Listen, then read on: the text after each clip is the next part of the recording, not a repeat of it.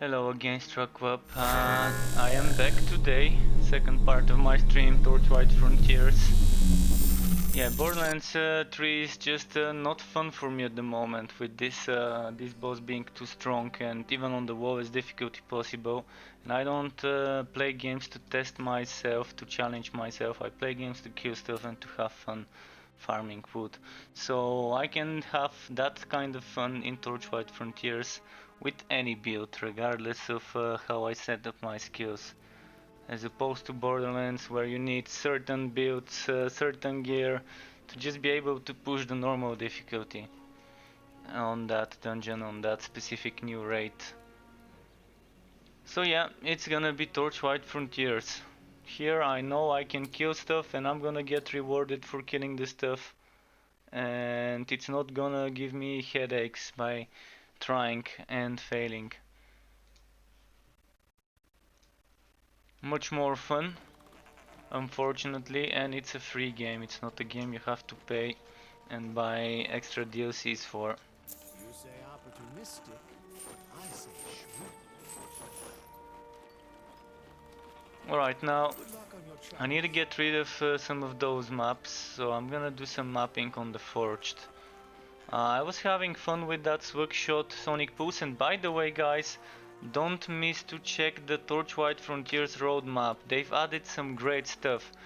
Just to show you some of the stuff that they've added, I'm just gonna quickly read through some of the things you can find in there. I'm not gonna give you, like, I'm not gonna share my browser screen, but I'm just gonna tell you there's a new Realm Master skill, Shocking Rounds. So, new skill for the Realm Master in the Conductor tree causes the turret car to conduct electrical energy into its bullets, which increase damage and arc to nearby enemies. Activating the skill causes the arc damage to hit even more enemies at once. So a new conductor, very good skill, very fun. Then, for the Forged, a new skill called Vent Furnace Blast. It says that it's a new skill in the Forged Brawl tree, but the way I see it, doing cannon damage, maybe it's not. Maybe that's a typo. Maybe it's not in the Brawl tree, but it's in the cannon tree, which is this one, the barrage tree. I think it's in the barrage tree. It might as well be in the Brawl, but it really fits better in the barrage tree, because the barrage tree is the one that benefits from cannon damage. So fire a channeled blast of flame out of your cannon. Monsters receive etc% to etc% cannon damage per hit and burn for 6 seconds afterwards. Pretty strong, pretty fun by the looks of it. While channeling this skill, heat is continuously drained to power a jet of flame shooting out of the forged chest cannon, damaging all enemies in a line and setting them on fire. So it's basically a beam skill that comes out from the belly, from where the cannon is. Then for the disc mage we have a blink type of skill. It's called Shadow Step. New skill for the disc mage's Dark Tree. It's a dark skill. Shadow Step makes sense to be dark. It uses charges, and you have 3 charges from what I can see in the screenshot here. The Disc Mage teleports to a new location, releasing a blast of energy at the start location. Hitting enemies with the energy blast returns mana. So you're doing damage with Shadow Step on the Disc Mage to the enemies where you're standing, and while you're teleporting you're moving away, but the damage is dealt to the enemies that were next to you before you teleported, and you gain energy depending on the enemies that you've hit. So make sure to check this roadmap to see those new skills. It's definitely worth it. Then there's some extra legendary gear that's gonna make it into the next patch, which is for the mage. We have a focus based on consecration. So consecration also poisons nearby enemies, dealing etc. weapon damage every second, and the set is 125%.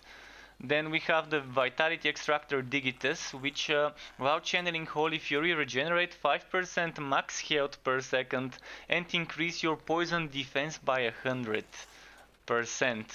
Pretty nice. Then Arc of White is another Digitus for the mage. Casting Holy Bolt, 50% chance to cast Absolver. So pretty nice. And then there's a Rando the Gambler. Rando the Gambler appears in town and sells randomly rolled gear items appropriate to the player's current level. This feature gives characters who are leveling up and have a SWOT failing or falling behind in levels a way to catch up at the cost of gold and at the mercy of the RNG. So we're gonna be praying to RNGesus and Woodcipher. Then there's gonna be war objects, a variety of objects that appear in world locations as drops or part of the environment. Clicking the object triggers a war journal entry, voice over to play. Journal entries are from a range of characters in the Torchlight Frontiers setting, revealing details about their background, motivations, and important events. And then stuff we've already talked about, the legendary forged gear, portal to party member, holding out for nameplates and so on. So the skills I've not talked about were the Rando the Gambler, the legendary Dusk Mage gear that's this, the legendary forge gear, the blinking skill for Dusk Mage, and the shocking rounds conductor skill for the Realm Master. After we went through all those things, it's time to jump into the game and do some killing, do some probably some maps, or maybe I can actually do some of the fame quests I've started last time, just to finish those off first. Seems like the better thing to do right now. So okay, let's see, how am I with the fame quests? I think I completed some of them. I can't remember which, so let's go and check. Hivit. I've not done Hivit. Have I completed all the quests in the Goblin Frontier? River Run. I remember completing the River Run stuff. Maybe it's time to do the Hivit ones. If I'm gonna be doing Hivit, I probably need to change my character for someone that's more suited for Hivit. Although this one shouldn't be that bad. Alright, well, I'm just gonna quickly switch to the mage maybe. Or maybe to the Realm Master. Yeah, I've not played the Realm Master last time I played. So last time I streamed I kind of skipped playing Realm Master, so maybe it's time to play some Realm Master this time. Oh, and the chat message did not get delivered to YouTube. So let me quickly deliver this message manually to my YouTube viewers. This is the link for the roadmap. If you wanna see the things I just talked about yourself, including some screenshots, you might wanna go do that and check the link. In the meantime, I'm starting the Hivit fame quests. It is about time. And what I'll do is, after I finish the Hivit fame quests, I'm actually gonna take upon the task to redecorate my fort from scratch. So we're gonna be having some fun today.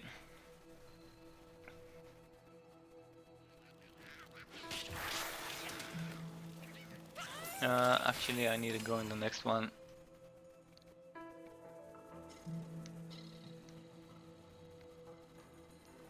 I don't think there's a quest that requires me to be in a specific zone in the first part of the Hivit Frontier. Most of those are general ones, from what I remember.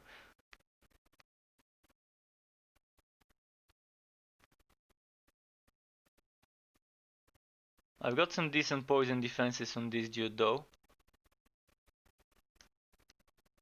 Voting is taking a while, by the way. So let's see here. This can be done anywhere, this can be done anywhere, and this can be done anywhere. And here I can take some more quests that would probably need to be done in a specific zone.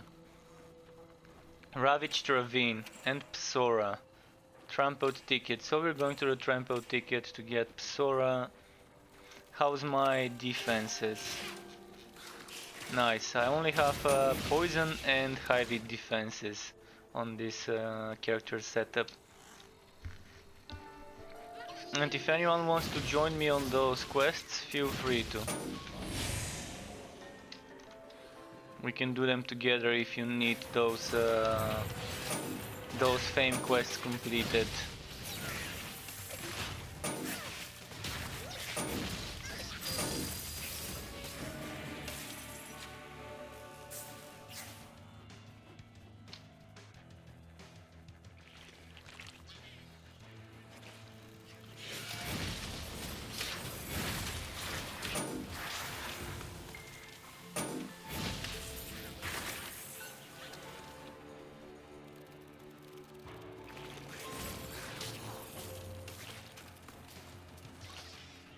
All right, let's keep moving.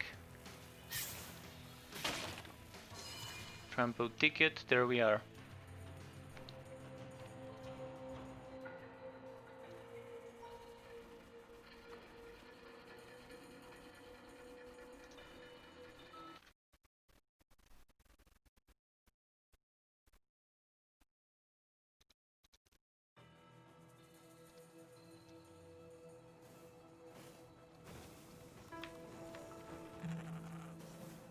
I'm gonna give it some time to load up some assets.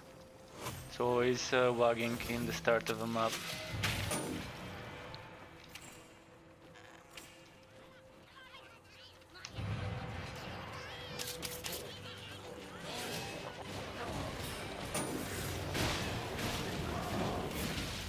Okay.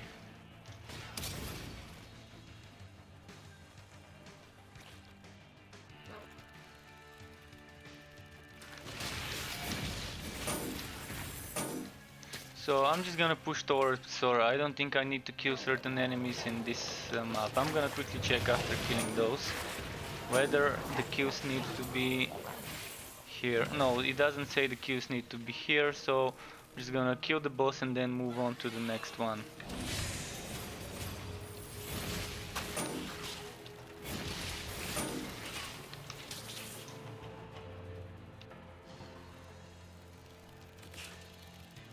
Oh, movement speed shrine, perfect. Not that I really need it though, because I'm already at the Ravage Ravine, where Sora is.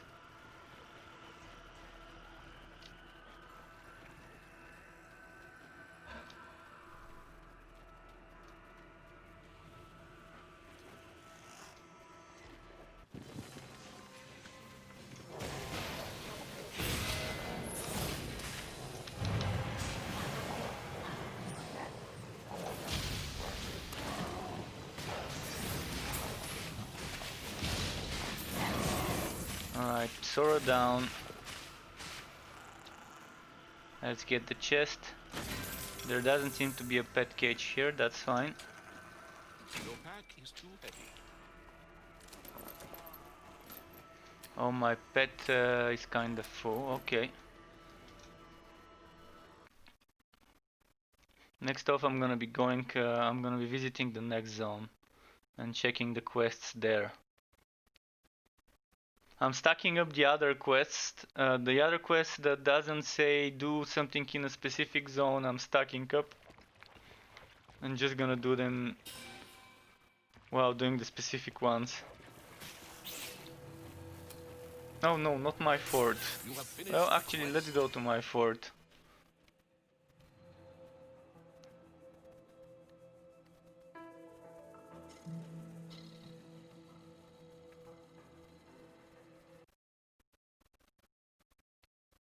It will be fun redecorating the fort later today to see what I can come up with. But first I wanna make sure I've completed all those Torchlight Frontier fame quests. Unlocked all the things I can unlock. So what can I unlock? I probably can get 3 or 4 levels. I'm definitely gonna get 33. Maybe I can even reach 36 and get some extra storage room. In the meantime, we wanna break it down. Do I wanna break this down? That's a lot of endurance regen, by the way. still probably won't beat the endurance regen I've got on my current one, which was 18, then 6, and then 2 sockets, and then chance to fear, chance to chill. Yeah, it definitely is not beating it. It's only giving me a chance to blind. Yeah, nothing too fancy.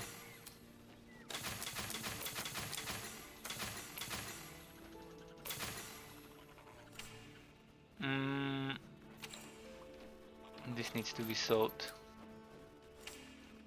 Oh, and I need to put some of those crafting materials in the warehouse. I guess I can't right now.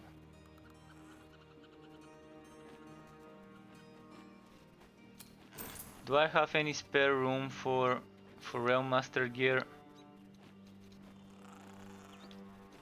I'm gonna do that later. For now, let's keep moving forward. Zone number 3, Bogwood Hollow.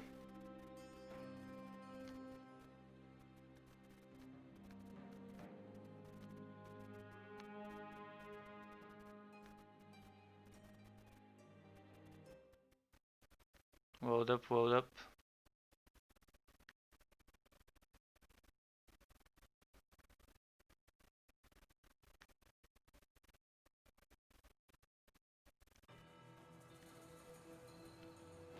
Alright, it loaded up and Grub Grub is here. But before we kill Grub Grub, let's get the quest.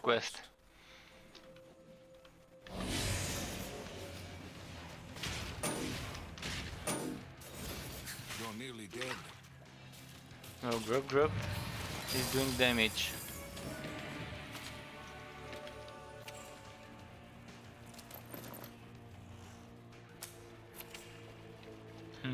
What's my quest quickly? We have a quest for Kronk, and then we have a quest in the Underlakes. And the rest is general stuff, from the looks of it. So what's closer, Underlakes or...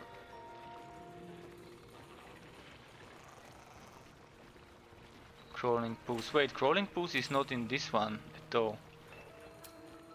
Right, it should be over here. Okay. Thankfully the Underlakes is pretty close. So I don't need to go to the other end of the map for that quest.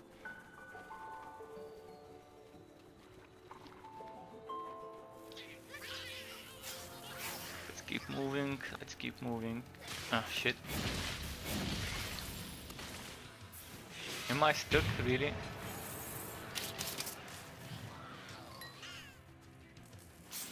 That was a weird place to get stuck in.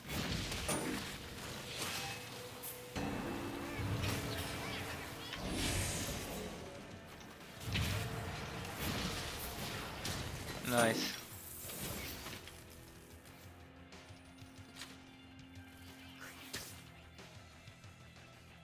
Oh, 4 wootables. Let's get them. Should not miss to get those.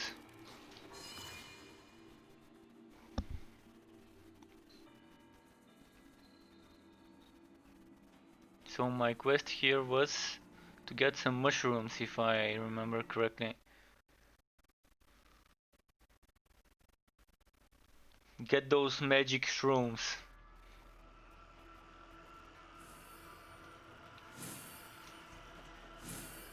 Blue mushrooms, okay. That definitely is not the core of a magic mushroom.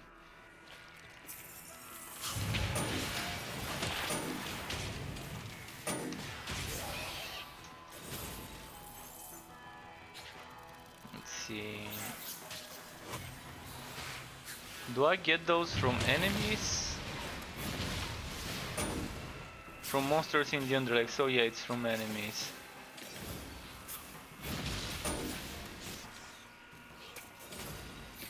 Okay, almost done. 2 more. 1 more. You have completed a quest. Alright, moving on, next zone. Just gonna go to Travel Point quickly. I'm gonna try and speed through those this time.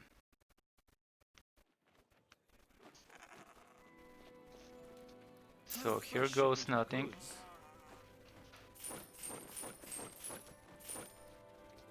Oh, I need some potions. Perfect. Perfect. Let's spend some money on potions. Oh, and I actually need to spend some money on maps. Just looking at my money makes me want to spend money on maps. See you next time. What can I get for you?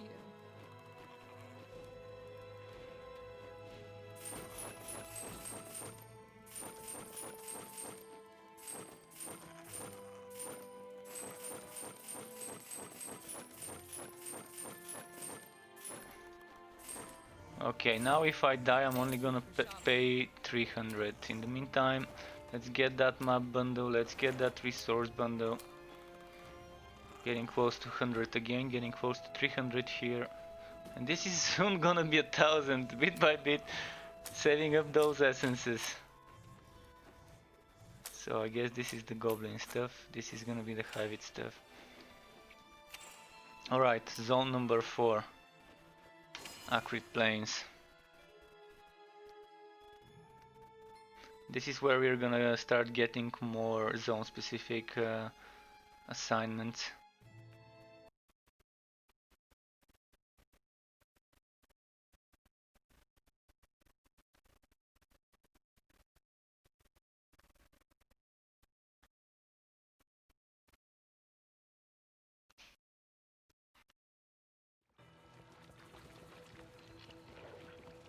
Now, here we go. You've received a quest. Quick check, crawling pose, the muck crawling pose. Well, whichever's closest first.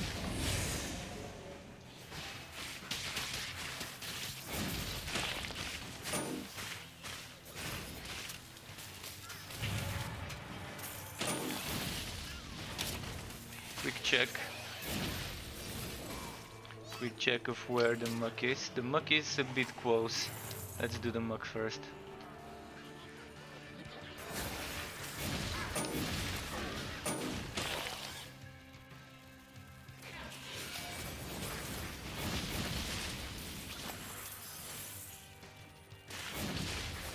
I'm really excited about the things that are coming with the next update. I can't wait really, and it's gonna be great.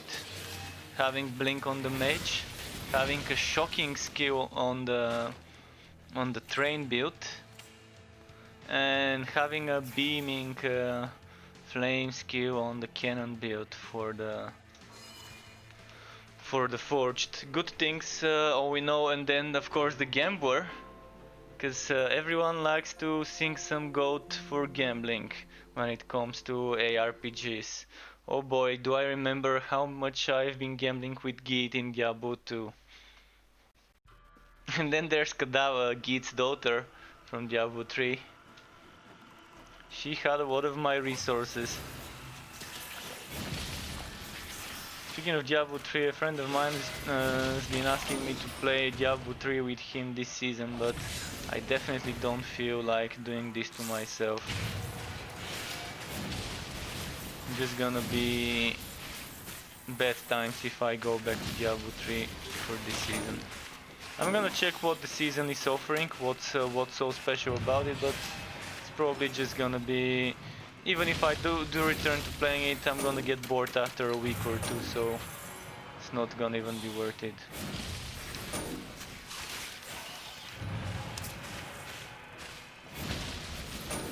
I've been thinking of playing some Wolfsen. If anyone plays Wolfsen, maybe I can do some streaming sometime and we can play together. But the thing I don't like about Wolfsen is mage builds are dead on arrival.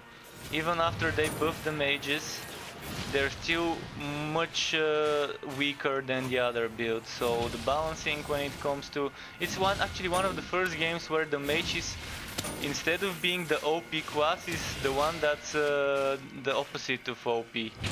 UP, underpowered.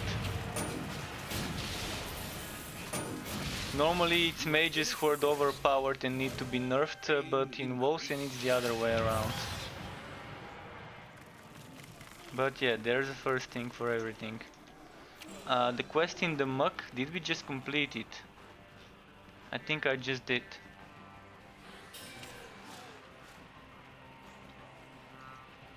And what's this thing here?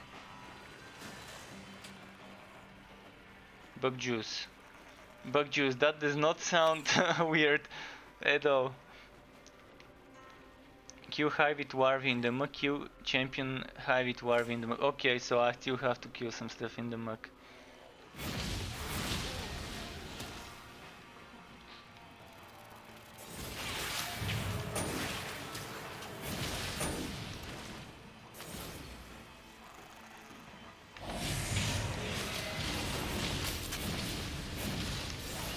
So that's the champion Hivey Dwarvy.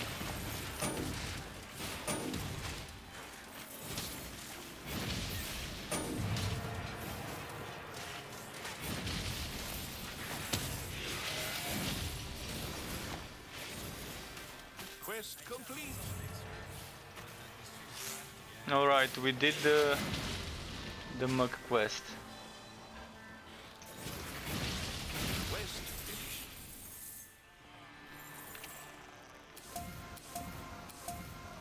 Alright, I unlocked this thing, I wanted that for my fort, so I'm hoping I can get to level 36 by the end of this chain.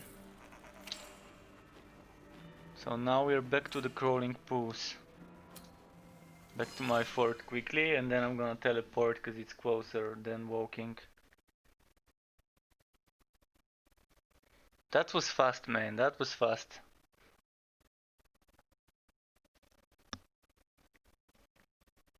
So unlike the Goblin Frontier, the quests on this frontier can be kind of sped through. Because most of them don't require you to be at a certain place, and the ones that do don't require you to complete it until the end. Well, some do, but most don't.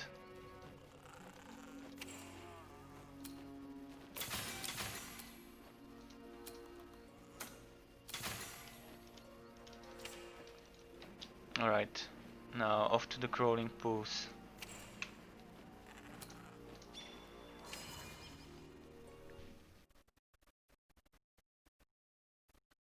So I'm still kind of considering whether I should buy or not Darksiders Genesis. I'm sure I'll be having some fun while I play it.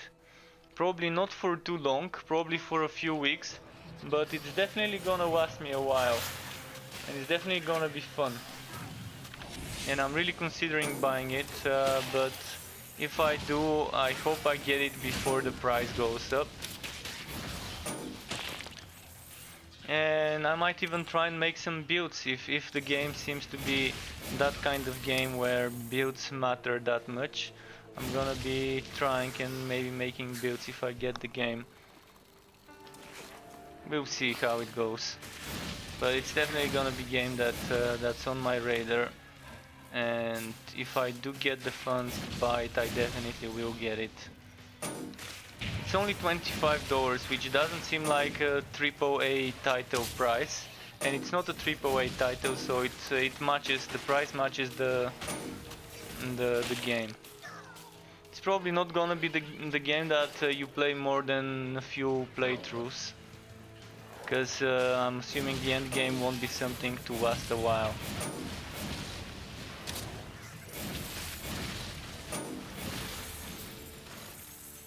Alright, let's stop killing enemies on my... Oh, a legendary. Oh, I have to kill those. Let's save them for that infection by killing them. Old school doctor style.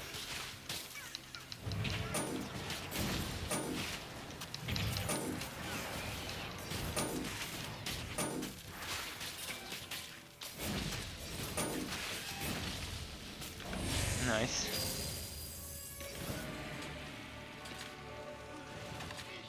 Alright, I'm not gonna bother with this build. Oh, more elites.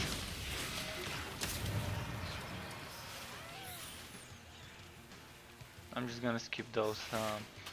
I'd rather just push through and do the quests. Not gonna get anything high level from those enemies anyways.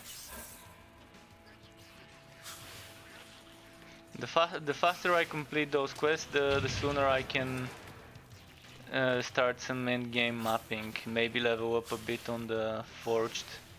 Not the whole level, but maybe 1/3 of a level or so I can get today. We'll see. Wait, I'm going to the wrong place. Yay. It's taking forever to get an alpha key and game release. Great Hello, to watch and learn Walmart. before. Thank you for the follow on Twitch, dude. Welcome to my channel and to the Strip Club. I hope you're enjoying your stay. When it comes to alpha keys, yeah, it definitely is taking long, and one of the main reasons why it's taking so long is there's douchebag websites who... Thank you for the follow and welcome to the Strut Club. douchebag websites who register tons of accounts with bots. So they first of all they create shit tons of emails. Then with all those emails they register for alpha keys. And then when the developers start inviting people, a lot of those bot accounts are given alpha keys, and then those alpha keys are being illegally sold online. And by doing that, those websites are robbing us, the players who actually want to play the game, from a chance to getting a free alpha key. And some people are actually buying keys from them. That's why they're doing it. I think the developers can easily avoid this by making sure that alpha invitations, instead of sending keys via emails, are actually enabling access to download the alpha for the account. So it's like automatically activating the keys for the people who win access, instead of sending them the keys and asking them to manually activate those. This probably seems like the better way to handle alpha invites. I'm not sure whether that's how it is at the moment, but at one point it used to be them sending emails out to people who got accepted. What you can do is you can follow the game on Twitter and Twitch and watch official Twitch streams, and each Friday there is one. Maybe there would be some giveaways on the Friday Fun Day streams around 7 in the evening UK time, which is 11 in the morning Pacific time. And that's sad. Then I think I must sign up with all my emails and get new ones. Official you could try and do Twitch. that. And then on the official Twitter channel, every now and then the community manager would run a contest. It could be a screenshot contest, it could be some other type of contest, and the winners from the contest would get some rewards, like some keys as rewards, like 1 key or 3 keys or whatever, depending on the contest. So keep that in mind. It might be worth following them on Twitter if you are on Twitter yourself.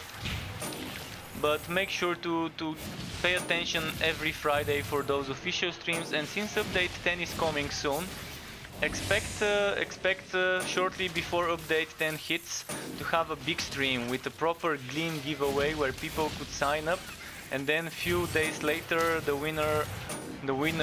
multiple winners would win some keys. I did have a key myself that I won from the charity stream. They were giving an alpha key to everyone who donated during the charity stream a few weeks ago, but I already gave it away as a giveaway on my channel. If I do end up getting an alpha key, by the way, I will make sure to do another giveaway again. And good luck to everyone who is still waiting for invites. I'm really hoping they do change the invitation system, if they haven't already, so that those illegal websites would stop selling keys for a free-to-play game. In alpha state, mind you. So if there's interest in people buying keys for an alpha game, imagine how successful maybe the game would be when it launches free-to-play.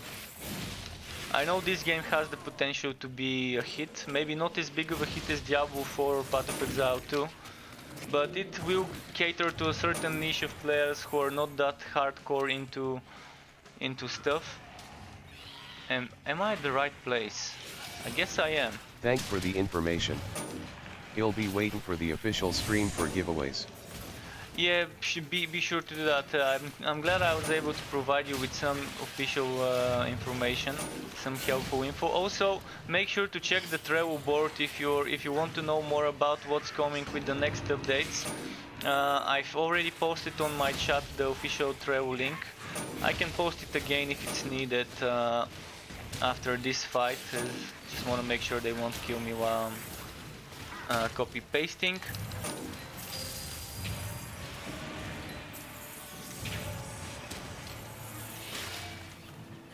So I'm gonna paste it now. This is the official roadmap. So in the things that are coming soon, Quest finished. I think it's not written coming soon, but it's TLF is written. more casual, I guess. Yeah, WoW is Torchlight too much Frontiers is hardcore, but a perfect great for the game. more casual TLF would be people. really fun after work. So what's in under work in progress in the travel board? Under work in progress, that's things that are coming with the next update most likely. And what's in the other part in what's it called? Under long-term goals is things that are coming with future updates. It could be after 2 updates, after 3 updates. It could take a while for the long-term goals, but the short-term goals, the ones under work in progress, are most likely released with the next big update. And the next big update is update 10. Your inventory is full. So far we've got a lot of stuff already lined up for update 10, and I'm assuming there's probably some more coming. But the game definitely is heading in the right direction. So now I have a quest to kill Quats, and Quats is not here.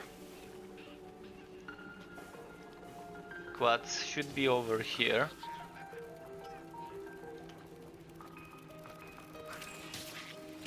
But the thing with Quats is, whenever I find him and kill him, it doesn't count for the quest. Sometimes he doesn't even spawn. So this is the only glitched quest at the moment from the Fame ones. I'm just gonna kill Kronk quickly. Maybe get some cores.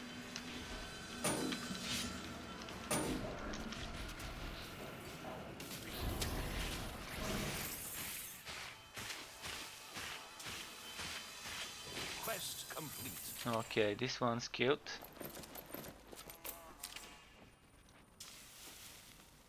Let's see my work with the pet. And again, a pet I really don't need. A pet skill. I mean, I think my account is cursed and it never will give me the pet skills I want. It's kind of nasty, but not much I can do about it. The RNG hates me when it comes to pet skills. And there's no way to negate the RNG when it comes to unlocking pet skills, unfortunately. And I really want to see how Is there trade some of slash those... action house? There is no action house. What there is now is, I'm gonna show you quickly.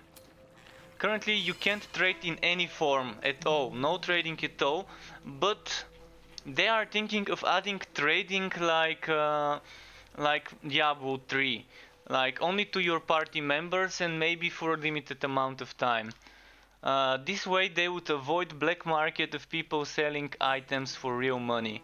It's happened to Path of Exile per se. You can see people selling exalted orbs and mirrors and stuff like that for real money online. So the only way to avoid things like that from happening from a black market of people selling items for real money is to limit the trading. So Diablo 3, actually one of the things they did well was the trading, being able to be traded after looting an item for a few hours shortly after that to your party members. Diablo 3 may not have done many things well, but at least the trading they kind of managed to sort out after they shut down the auction house and things like that. But that depends. I mean, if a game wants people to be selling items for real money and having a whole industry there, for that, that's fine. But if a game wants to avoid it, they really need to limit the trading. If there is an auction house, maybe that's also better than direct trading, than Path of Exile style trading or Diablo 2 type of trading, We'll see. For now they don't have any trading. What they do have is frontier traders, where you can buy shared stash tabs. This is the equivalent of $5 or €5. So you can buy extra stash tabs here. One stash tab is, as you can see, 1, 2, 3, 4, 5, 20 slots. You start with 3 stash tabs. I got the 4th one as a reward from the first contract season. And these are the contracts. It's kind of weekly quests. Each quest gives you like 100 fame. You get 360 fame points for each contract fame level, and there's 60 levels in total. The first version of this was a few months ago, back in update 4 I think, and at the end it was actually only 25 levels. At the end of level 25 we all unlocked an extra stash tab. This one has 60 levels, and after reaching level 60 you continue getting some of the rewards. Some of the rewards can be repeated. So that's pretty nice. You get some greater essence bundles, you get legendary map bundles. I can actually show you some of those being opened. Like I'm gonna open a legendary map bundle. This gives me this map and this map. Gear work is currently limited to 100%, so if you have 100 gear work you're reaching the limit. I have 35.9 from my gauntlets and 21.6 from my helmet. Then my tree of work. This tree of work has 5 levels. Each level gives you 1% gear work. Level 5 would give you 5% gear work. Then you have maps that give you all the way from 10, 20, 35 or 50 extra gear work. Nothing too fancy, but it's still nice. You definitely don't need the 50 bonus gear work, and even with 10 or 20% gear work map you can reach the limit with the right items. And yeah, what else was I saying? The game looks great. Where do you use the maps? The maps, you just open them in your base. Like if I were to use it here, it would open a portal. It's gonna be similar to the regular portals I open. I'm gonna show you what a regular portal looks like. Just let me go somewhere else. Let's just go here in the wastelands. So when you open a map, you would see a portal that leads to that map right next to you, regardless whether you're in the town, in your base, or in a different zone, like a public zone or a private dungeon. And as soon as it loads, I'm gonna just open a regular portal, not a map portal. And when you enter the map, it loads a random map from a pool of maps. You do have something that's not random, and that's the frontier. So you can either get a frontier map for the Hivid zone, or you can get for the Goblin zone. And depending on what frontier the map is from, that's the pool of maps from which a random one would be selected. So you open a map portal like this, not a map portal, but a regular portal. And this is kind of what a portal looks like. So the same one would be when I open a map. I'm actually gonna waste one map and just show you, so you can see the difference. This is it. It says whose mysterious portal to the Hivid frontier it is. So this is my character name, Puffing Billy. It says the level, and it says how much bonus gear work it would give. You have received the quest. I can actually go ahead and do that map. Let's go ahead and show you some map works doing a quick run, just to see how long a run could be. There's different layouts that we can get.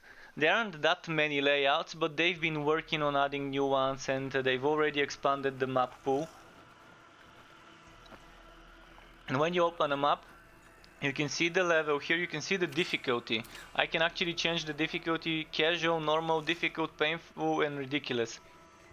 I currently think difficult is the best difficulty to do for farming, because you can kill things quickly. So the map system is not an end game content? It is the end game level content. 10 too? You can map at any level.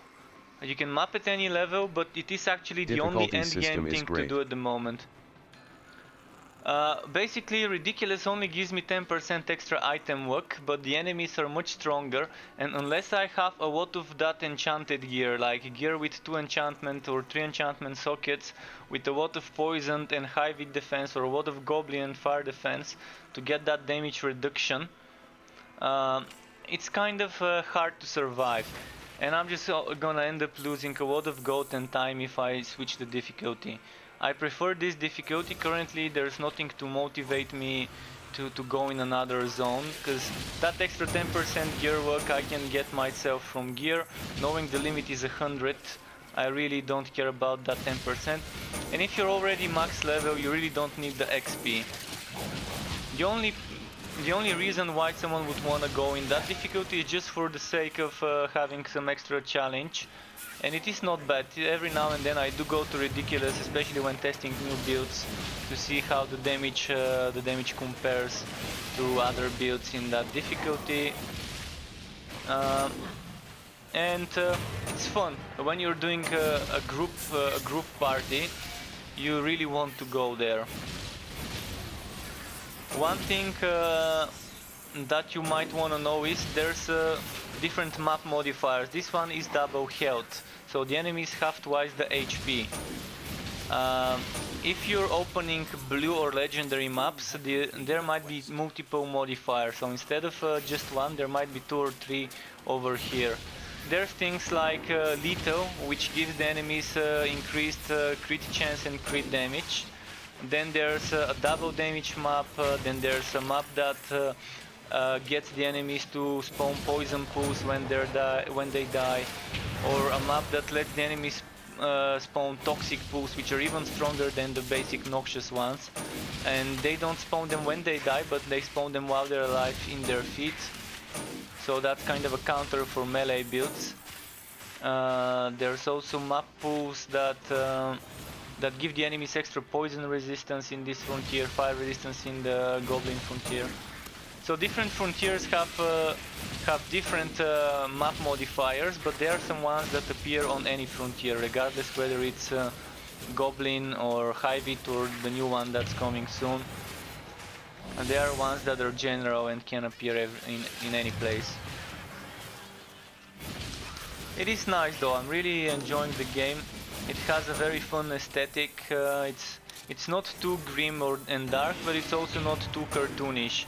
It's kind of striking a nice balance.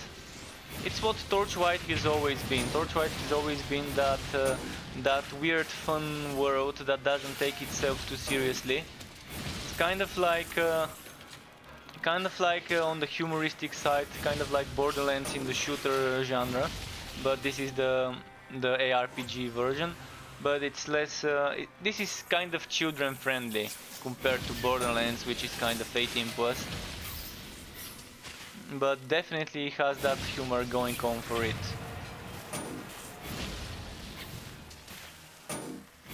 And I believe this game is suitable for people of all ages, regardless whether you're an old school gamer or even an older veteran gamer that already has grandchildren or children. I think this game would be suitable for anyone who doesn't want to go for a complete hardcore experience. But if you want a complete hardcore experience, you do have a permadeath mode already in the game. So you can go for a permadeath mode, see how far you can take a character before wiping out and starting over. I am playing Path of Exile in the moment, but I want a more casual and relaxed game. This game looks perfect. This game definitely looks perfect. Another game that is coming soon and I'm looking forward to is the Darksiders Genesis game. It probably won't be a game that can hold me playing for long though. I don't think it's a game that's meant to be played...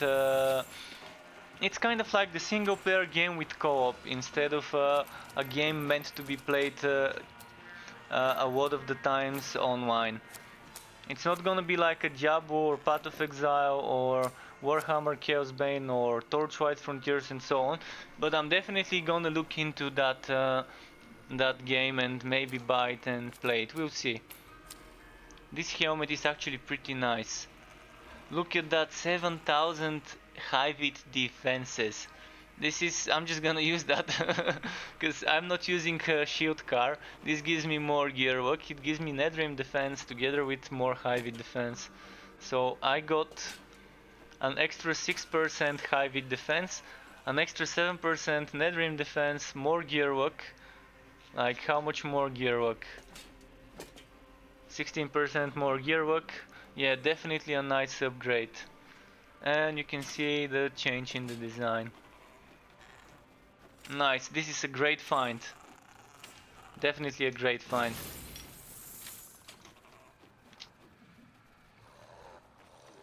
And this gearwork here, this gearwork you were seeing here is without the 20% from the map. So I'm already over the limit with this setup. There's also, when you're playing in party with someone, while there's another player next to you, you and him, everyone would benefit from 15% increased gear work just from playing together.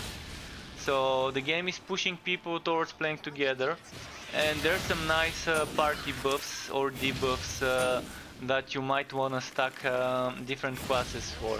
This is one of them. This applies vulnerability that makes the enemies take more damage. Then the Forged class has something What's the main similar called stats that Sonic makes Pulse. an item good?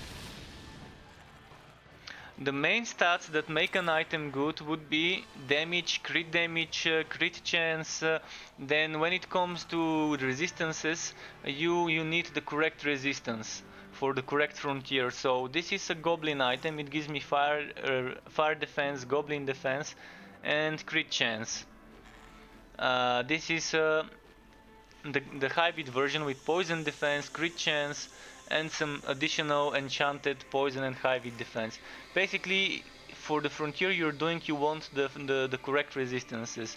So that's why you have wardrobes in the fort where you can put different sets. Then you have things like this one, duration for major shield buff from shield car. Shield car is a skill for this class, this one. I'm actually gonna even show you what it does.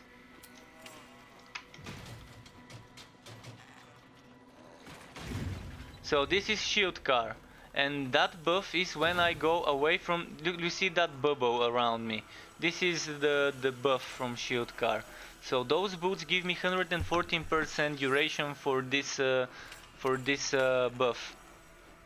So if you want to be making builds that benefit from this damage reduction, for this active, heals for 5% once per second and grants a shield that gives 50% damage reduction on activation around the card for etc. Lasts blah blah blah when you leave the area. So first you get the bonus when you're next to the car, and then you get the bonus if you leave the zone of the car. So I'm gonna remove that and go back to my old setup. This is actually a relic weapon. A relic weapon you can kind of level up to level 40, and then you decide where to spend those 40 points. Whether you want more cooldown for the active skill, which you can put on your skill bar, or whether you want to go for a build that has more passive procs. So there's 3 relic weapons with 2 more in the works. Or actually I think it's 3 more in the works if I'm not mistaken. I know about an ice one in the works and a whitening one in the works in the travel board. There's also new items that are being developed, new items that would modify skills greatly. You can see some of those new items in the roadmap that I've shown you. They're calling them altered legendaries. I'm not sure whether this will be the term, the official term. The community is actually calling them mayhem modifiers, mayhem affixes, because the developer who's creating them, Michael, is using the nickname mayhem in Discord. So yeah, maybe altered legendaries is gonna be the official term, maybe they're gonna come with another term, but there's things like one of the items you can see on the travel board is a skill that modifies flying peaks. This skill to not cost endurance and to, instead of doing bleeding, to do poison. So that's a very nice change. You would be able to spam this and to do poison instead of bleeding, and if you're using it with the poison relic, it's gonna be very nice for a summoner setup. with those spiderlings. Okay, I'm gonna try and finish up this map and then finish my fame quests I was doing earlier. But if you decide to get some extra info about anything, feel free to ask me. If you find yourself curious about a certain thing I'm doing, why I'm doing it, what this thing is, what that thing is, I'm always here to answer questions when it comes to the game, so don't hesitate to ask, even if the question might sound stupid to someone. To me, no question sounds stupid. Thanks a lot. You're welcome, dude. I'm always happy to help and provide some info. The game definitely is fun. For me, currently, over the last half a year, or maybe even more than half a year, this is the only game that I always come back to. It never gets boring. So even if it's Diablo, Path of Exile, Borderlands 3, whatever game I play, eventually some of it might get boring, but this game never does get too boring, and it's actually an alpha. Mainly probably because I don't like games that are too difficult and too punishing. I don't like games that would punish me severely for dying. I'd much rather have the opportunity to resurrect the same place just to pay some money and then jump right back into combat instead of having to start over a dungeon or things like that.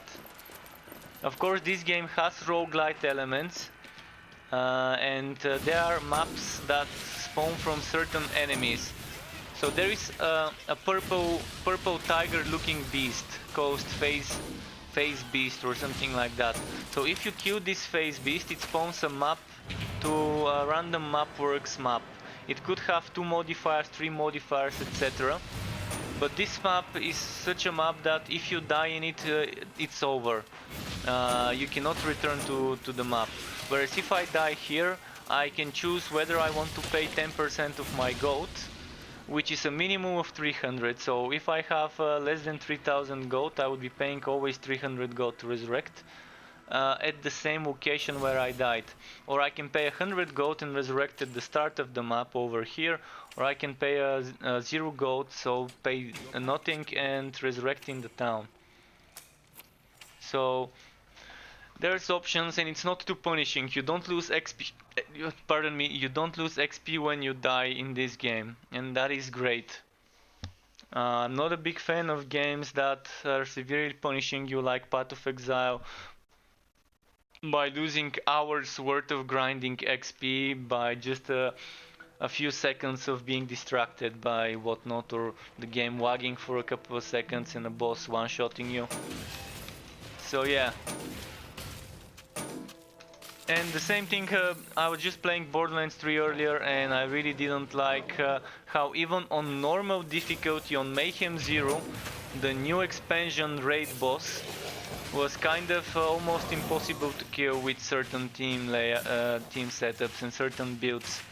I did manage to kill it a few times the other day on my Siren with 2 other Sirens, random matchmaking with 2 other Sirens. But it definitely shouldn't be that difficult on Mayhem 0 normal mode. That's not true Vault Hunter mode, and that's not Mayhem 4 or Mayhem 3. So I'm not sure why they decide to make it that difficult. It just doesn't feel right. If someone wants to play it a bit more casually, then they should be able to complete it without even fully synergizing their gear and build and whatnot. Another great thing, speaking about synergizing builds and gear, another great thing about this game is you can pick any skill combination in the game, and you would still be able to complete the game, to not be called trash build or whatnot. I don't think there's any trash builds in the game. Yes, there are certain abilities that are slightly more powerful than others, and there are certain builds that are kind of standing out compared to others, but everything is kind of well balanced in regards to everything being able to complete all sorts of content. So if I change the difficulty to ridiculous, regardless of what skill combinations, what build I pick, I would still be able to complete it. I'm just gonna have to play slightly less reckless and more cautious, but I will be able to complete the dungeon I'm doing and kill bosses. So there's a very nice balancing here when it comes to build making. When you add more complications, more layers and more depth to a game when it comes to build making, the way to balance the game becomes harder. So the more depth there is in a game, the harder it is to balance the different builds. And Path of Exile is a great example of how certain builds are complete trash compared to other builds, and how certain skills people never even consider using in their builds because they know those skills are kind of a waste of a socket or waste of points invested into the tree and so on. And then there's tons of items in Path of Exile that no one uses in their builds, which I think shouldn't happen in a game. In a game you should want your unique legendary items to each have their values. Each unique legendary item should be useful for a certain build and offer a certain playstyle that people would want to use and that would be viable. So when adding new items in the game, developers should really be careful to make sure that the old items don't get deprecated and turn into items that people just skip picking up. It's happened to Diablo 3, it's happened to Path of Exile, it's happened to many other games.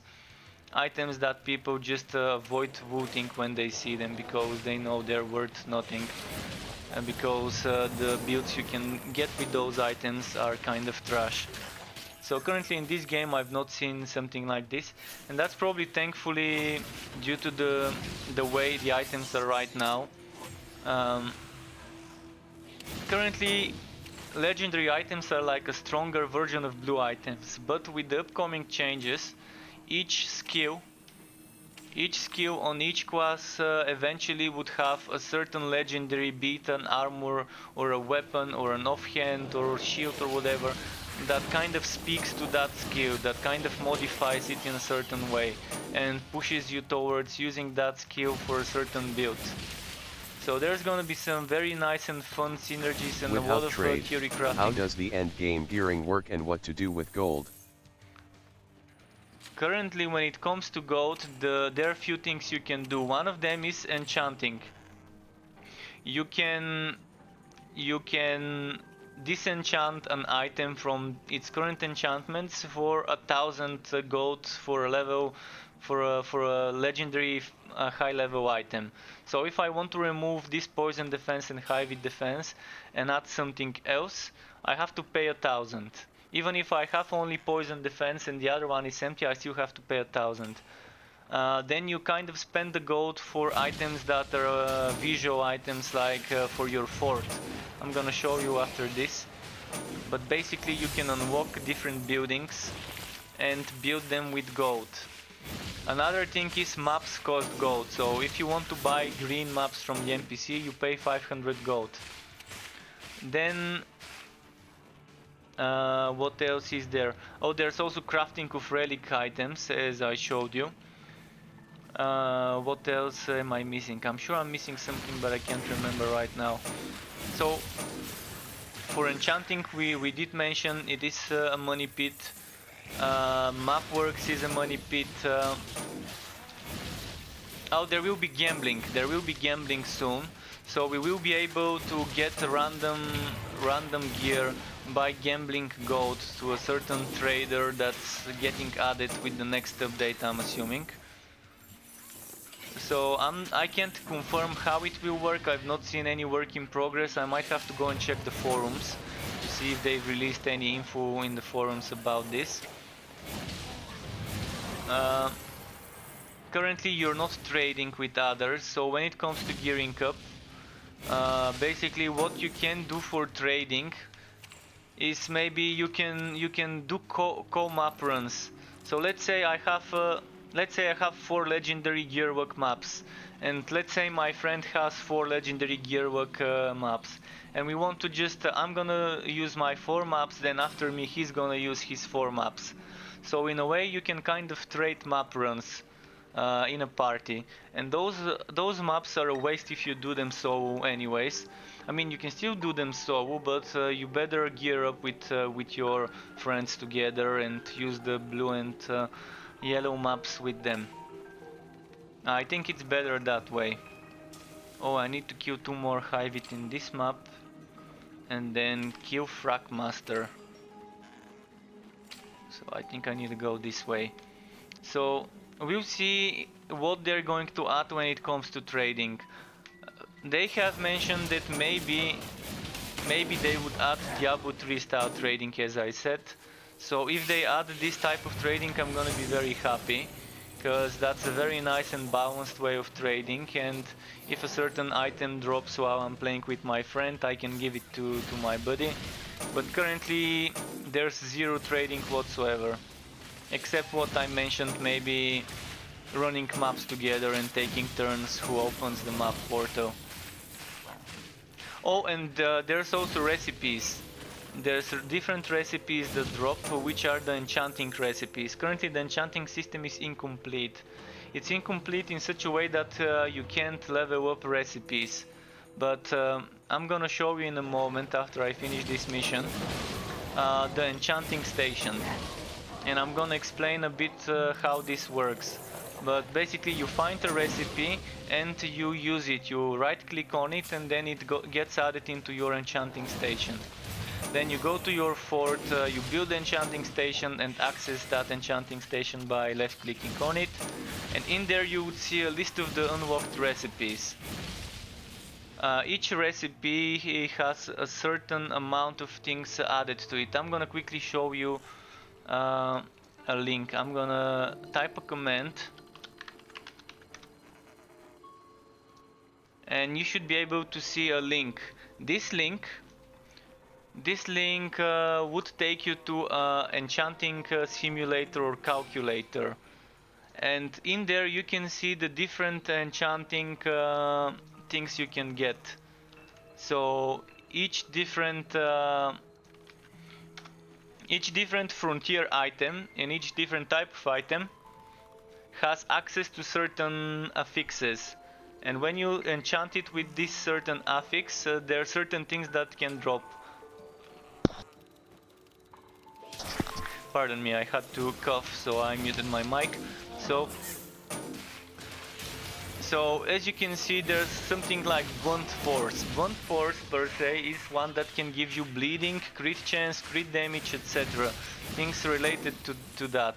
Then there's affixes that can give you poison and then crit chance against poison targets, or an affix that can give you burn chance or crit chance against burning targets and things like this. So different enchant affixes would give you different bonuses, and you kind of need to find the recipes. And what they're thinking of adding to this system is a way to level up the recipes, and this will be limited. So let's say I have my blunt force for one-handed leveled up to the maximum. That means I will not be able to level up my poison or my shock to the maximum for this one, because there's a limit of how many recipes you would be able to get leveled up to the maximum. But this doesn't mean I won't be able to go to someone else's base, use their own enchant station and enchant my items from their enchanting station with their maxed out recipes that are different than my maxed out recipes. Thank you, Demon J666 or Demon J666. Welcome to my Twitch and thanks for the follow. Hope you enjoy your stay in the Struck Pub. And as I was saying, this is another way of pushing people towards cooperation. By leveling up my recipes with different stats than my friends, I can get my friends to use my enchanting station and to enchant their items with my recipes, and I can go ahead and use their enchanting station and enchant my items with their recipes that they've leveled up to the maximum. So I'm assuming if per se level 5 is the maximum, we would probably have 1 or 2 or 3 recipes at level 5, 666. and then a certain Thank you number for of the level follow 4 and and welcome so to the on. Struck Club. In the meantime, I think I'm done with this quest, so I'm gonna go to my fort and show you this this enchanting station I've been speaking about. And I'm gonna show you the buildings I was mentioning. So currently the game has gathering and crafting. There's 3 resources. There's bricks, which comes from sandstone ore. Then Hi, I there's follow you on YouTube. Saw you streaming Torchlight. nice, welcome, and thanks indeed, and thanks for following me on YouTube. Means a lot to me. I'm trying to grow that channel. Awesome game. The game definitely is awesome, and it's been providing me with tons of hours of fun. I already have probably close to 1,000 hours in this game spent streaming and playing it over the past half a year. So as I said, there's gathering and crafting. So you have 3 basic resources. So you have 3 basic resources. You can see the resources here: ash blocks, which you get from chopping down trees; sandstone rocks you get from sandstone veins; and tin nuggets which you get from tin veins. This gets melted into this gets smelted into this, and this gets crafted into this one.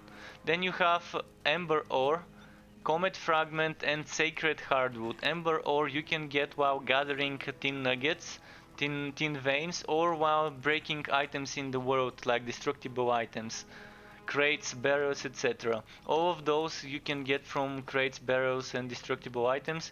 This while gathering sandstone you have a chance to get a comet fragment, and while gathering ash blocks you have a chance to gain sacred hardwood. This is how you turn one resource into another.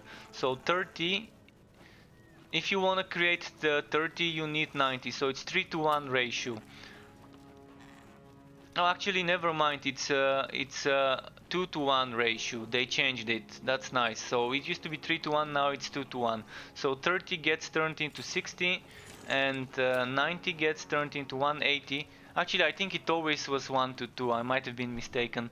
So 90 gets turned into 180, and 240 gets turned into 480.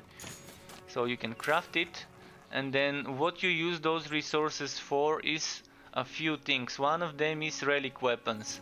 As I said, currently you can craft 3 relic weapons. The Bane requires 24 cores, which you get for killing a certain boss. So this item you get from Kronk in the Deep Hollows, a dungeon found in Bogwood Hollow. It says so in the description. You need 5 comet fragments, 5 sacred hardwood, and some sandstone blocks. Then you have the Blood Drinker, which is something you get from a quest. This item, everyone gets one of those eventually by doing the quest. They get the core, but if you want to get more than one, you can kill a certain enemy in a certain dungeon and get it.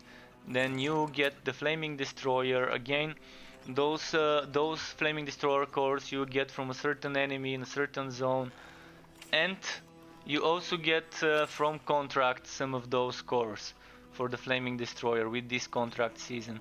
Currently we have this expedition, but there's gonna be more coming soon. And you get different rewards. You can see some cores here. You can see some buildings. And what you do with the buildings is you go to customize fort, then you click build, and you have things like decoration, storage, or crafting. Crafting is where the things like those stations, crafting stations, the reliquary, enchanting altar, etc. is. Storage is wardrobes, and what a wardrobe is, I can quickly show you. This is a wardrobe. I can either swap my items. Let's find one that is completely filled out to the brim. So I can either swap one item by one item, or I can click swap all and everything will be swapped. So you can decide what gender the statue is. If you want it male, get it male. If you want it female, get it female. It doesn't matter. And you can actually see the gear in the wardrobe on it if you scroll down and zoom in. So this is a way of storing different sets. So if you can see just an example here, I'm storing duration for vulnerable debuff from blasting charge. Again, blasting charge. Then you have things like this one here that gives me some extra goblin defenses. This one here is damage when near your train and major shield buff and so on. So you can kind of separate your sets via those things, and depending on how you want things. You can see these are my wardrobes for the forged, and these are my wardrobes for the mage. Unfortunately, one character cannot access another character's wardrobes. So if you want to give items from one Great. character to the other, So what you is the use the main reason to storage. have lot of sets? The main reason is different builds. So different items would give you bonuses to different skills, and if you have different builds with those skills, you would want to have items that modify those. As I just showed you, here I've got gear that modifies the vulnerable debuff from Busting Charge, and Busting Charge is this skill. Then if I want to go for a train build, I would want to be using things like what was it, this one. Wait, where was it? Maybe this one here. Damage when near your train, or this one, duration for major shield buff from shield car. Shield car is a train skill. Another one, damage when near your train. Then there's also things that give me extra damage to pound. Pound is another skill. I'm not sure where it was. This one, damage with pound, damage with pound, damage with pound. And pound, I'm gonna quickly show you what pound is. It's this skill. So this is pound, it stuns, it does damage,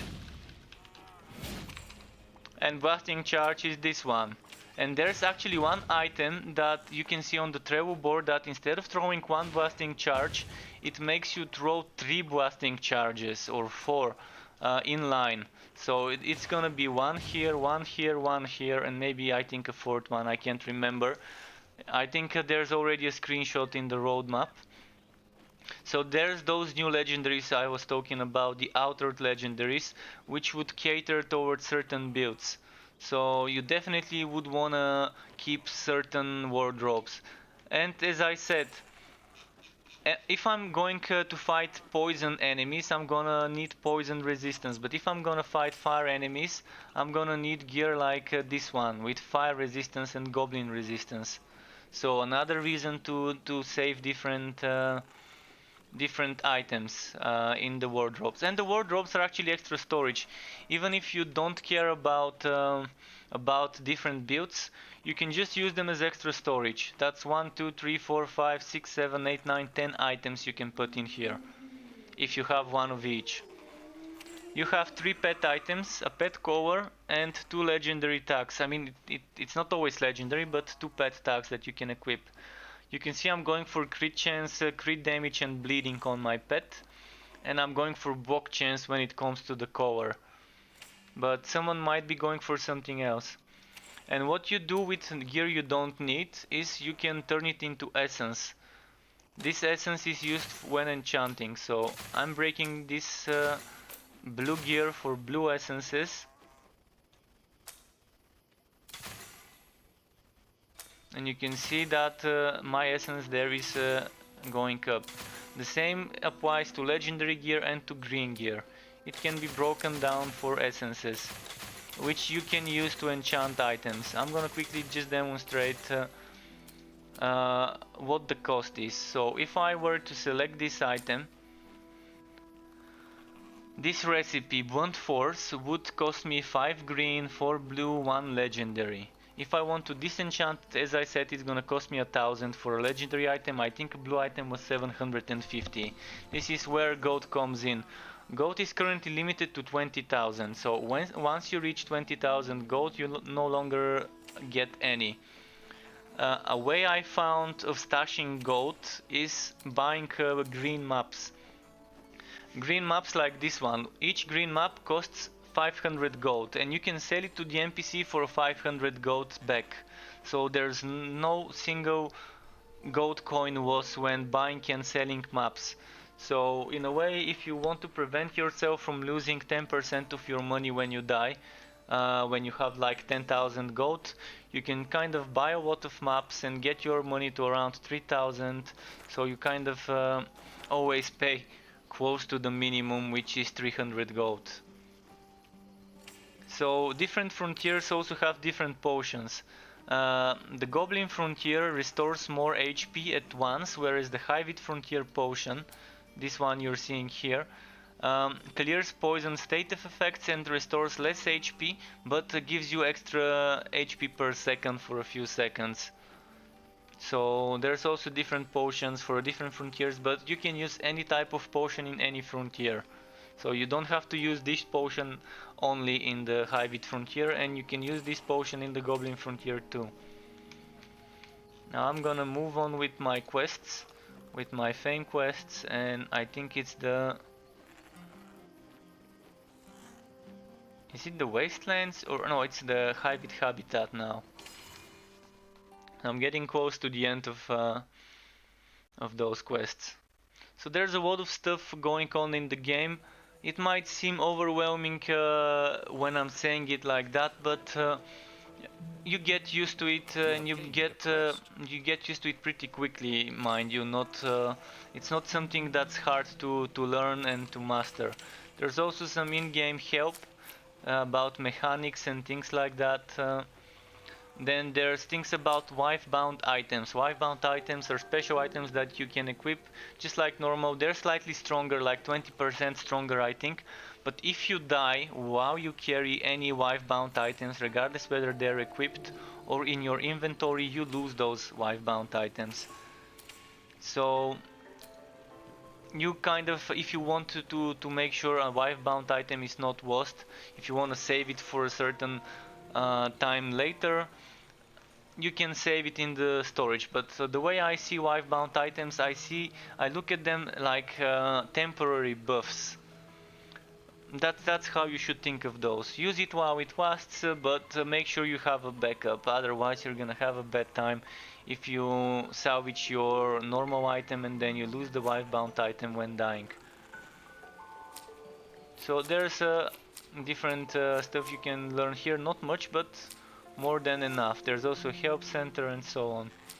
And you can also send feedback directly to the support from within the game, which many games should have such a thing. If you have a suggestion regarding a skill mechanic, or maybe regarding a skill in general, or maybe you want to report a bug, whatever you want to do, you can send the feedback through here. Pretty solid. You can also send the pet to sell items.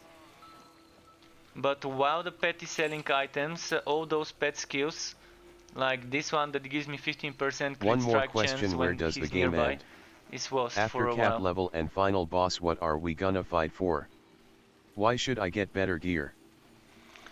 Currently the game is very limited when it comes to end game.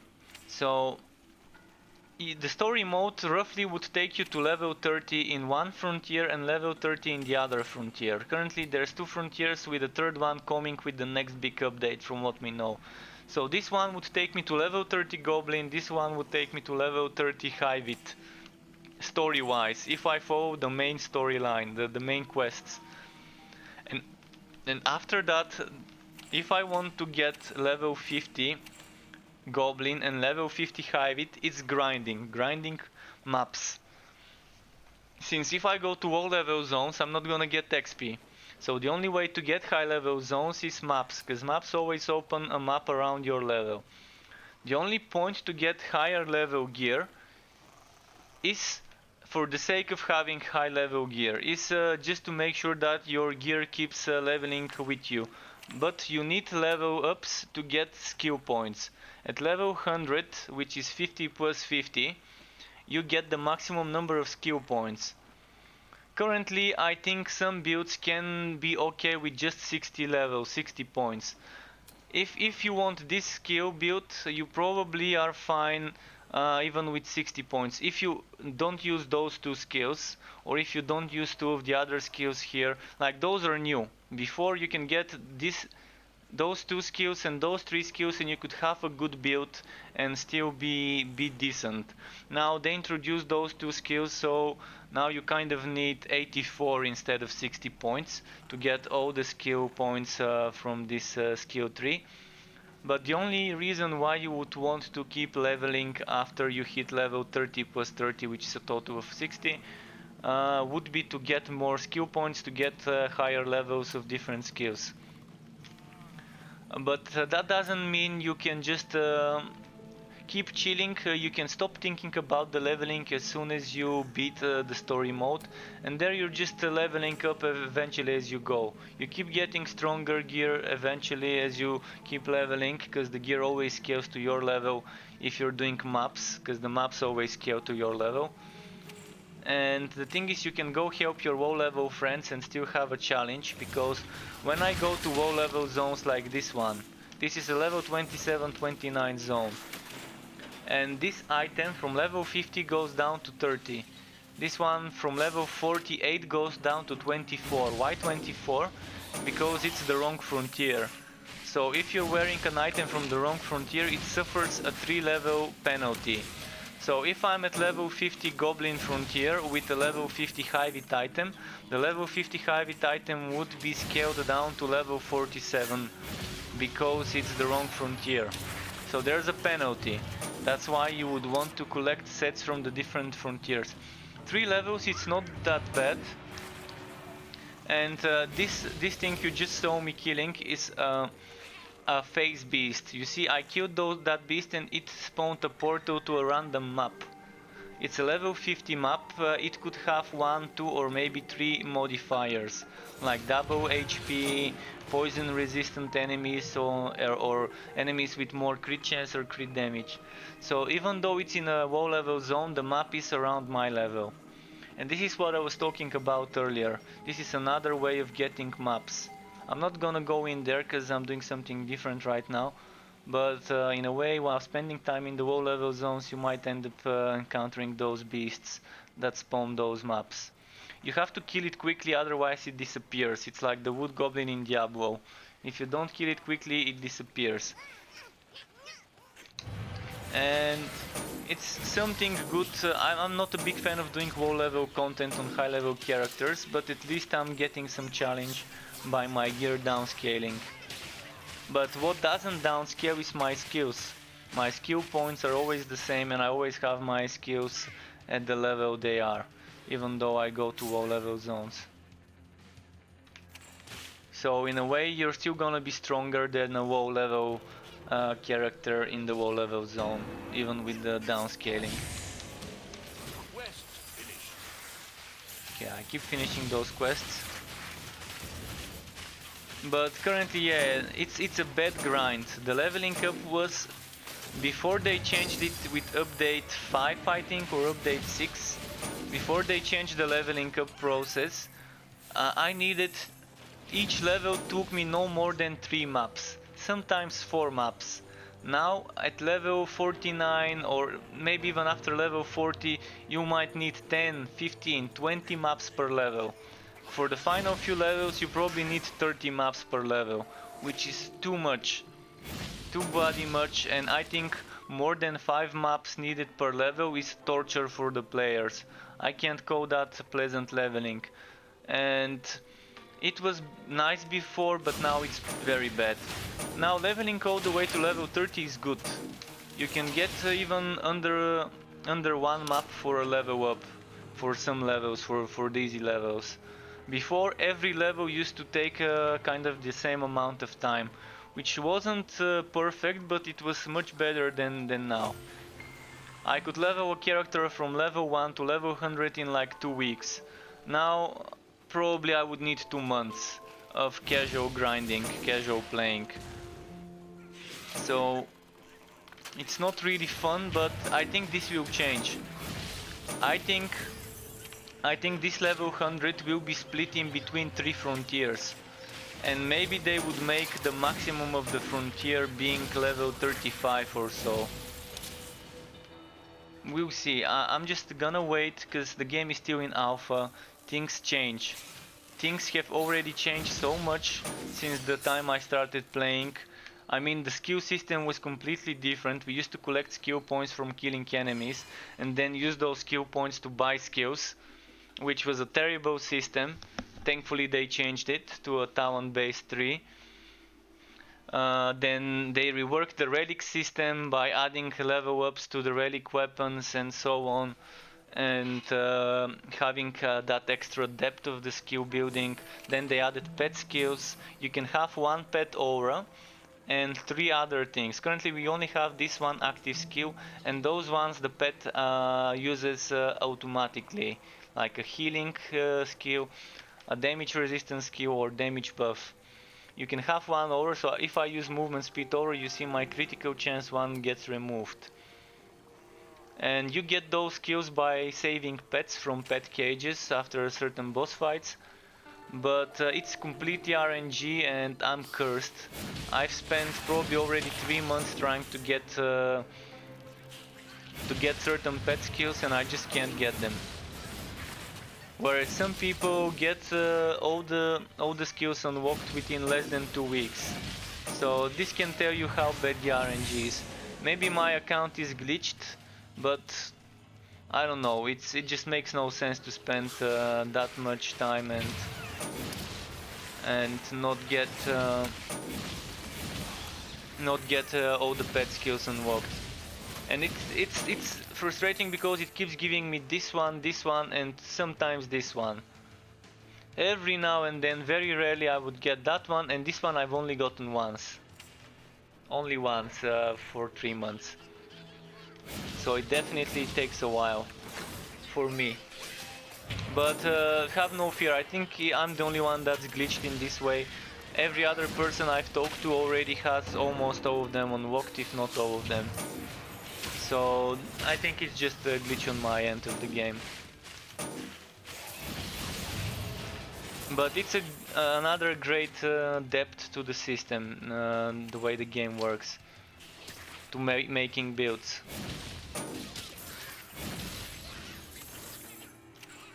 So I need to make sure I kill 150 enemies here. I'm not sure whether I can kill 150 enemies in one run here. I might have to restart that run after I complete it. I've already... Yeah, I think after I complete this quest I'm gonna get that extra wardrobe I wanted to get. Oh, that's a glitch. That's definitely a glitch. I can fix it though. So yeah, keep in mind this is an alpha game, there's a lot of bugs and glitches. It's very rough around many of the edges. So not only are things gonna change, things are also gonna be buggy before they change. And that's what we are doing. We are helping improve the game, we're giving them feedback on whether certain ability feels well or not. Currently I cannot tell you any information whether it will come to Steam, but if games like Star Trek Online or Neverwinter are on Steam, then maybe the chances are this game will be on Steam. It's currently on the Arc launcher, which is the Perfect World Entertainment launcher, but I think this game really needs to be on Steam, because it could use the 90 million users that Steam has. That's 90 million users that would see your game showing up in the recently released games. It's great to help the game get better with feedbacks. It definitely would be great. I definitely think this game needs to be on Steam, and I don't think it will be just on this launcher. But that's up to Perfect World Entertainment and Extra, depending on what their agreement is.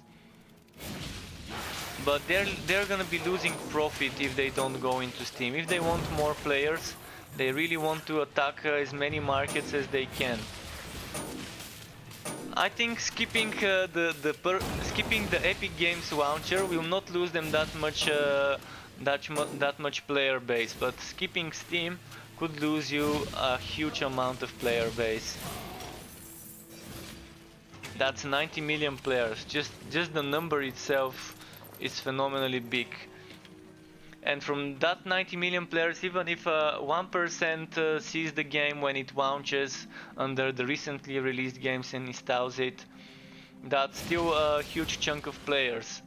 And from that 1%, even if 10% of that 1% decides to spend any money in the game, Torchlight that's still 1 better and 2 than is nothing. on Steam, so I guess they will add it to Steam ASAP. Mind you, Torchlight 1 and 2 was not handled and published by Perfect World Entertainment. So Ectra is a new studio. It's still with some of the developers who worked on Torchlight 1 and 2, and still run by the creator of Torchlight 1 and 2, Max Schaefer. But the publishers would be Perfect World Entertainment, or ARC, as currently they've rebranded. So it's probably gonna be on Steam, but I can't confirm it, guys. I can't confirm it, nor can I deny it. I can only say that I'm hoping that it will be on Steam. Steam is a great launcher, and even though it gets a huge chunk of the profits for themselves, it's still extra sales and extra profits for the company that they would be missing out on if they don't go on Steam.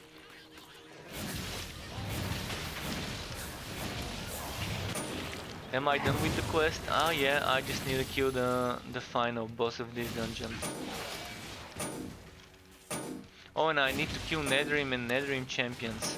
Well, the Netherrim champions I can kill in endgame maps on any character, I guess.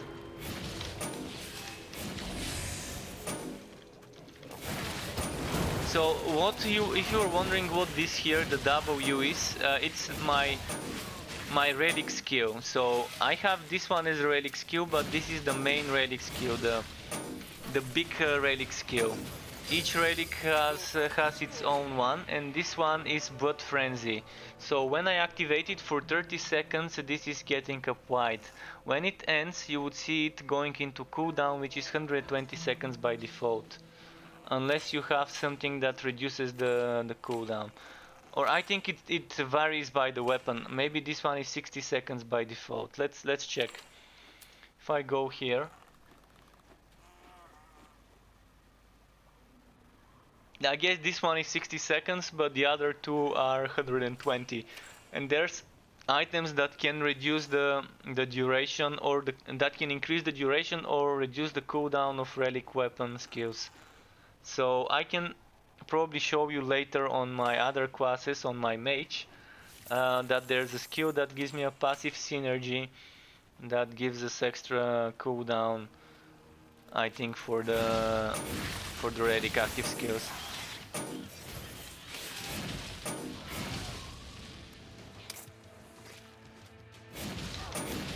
And there's two more relic weapons, as I said, in the works, an ice-based one and a shock-based one. You can see that in the roadmap that I linked earlier. Oh, and yeah, see, I just lost a wife-bound item, nothing too fancy, and I'm using 10% of my money. This guy kind of one-shot me, even with all the damage reduction I've got. Okay, he did not one-shot me this time. I just have to be careful though. Alright, and we got some legendary item. It's low level legendary item, which means I'm not gonna actually use it unless it really is better than the actual low level item I'm wearing. This one I'm probably just gonna save for the model, and for build making purposes it gives me interesting bonuses as a combination. Blasting charge together with damage when near your car, and additional bolts fired on shock. Knowing that there's gonna be a shock-based train car coming soon, this makes me save an item like this one. I'm gonna send the pet to sell stuff. Okay, my inventory should be full now.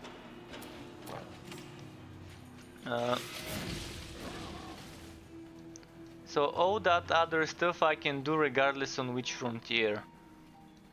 Quads is glitched, so I'm just gonna go and disable this, and I'm gonna go to my fort,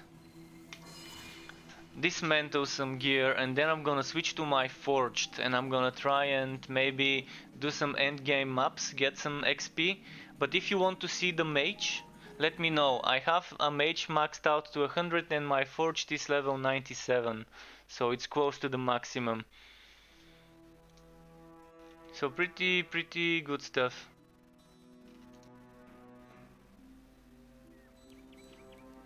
I'm off to play a bit of Chaos Bane. I'll be dropping again soon. Struck. Keep up the great content. CYA. See you, Jude, and I also play Chaos Bane, so it is definitely a fun game. I do have some moments that I don't like it, but good luck to you. Get those greens farmed in Chaos Bane, have fun, and see you around. And thanks again for following me and coming by to chat with me. So yeah, I don't need this Frigid Iquo. And since my pet is selling already, I cannot dismantle those items. So those gauntlets I can probably put maybe here. No, this one already has gauntlets. Gauntlets here. So those are level 50. Kind of crappier than those, but more defenses. Damn, I don't think there's a place to put those gauntlets.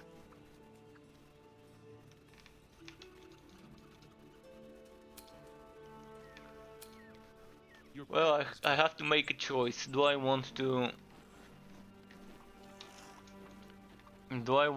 put those gauntlets? They do give better stats.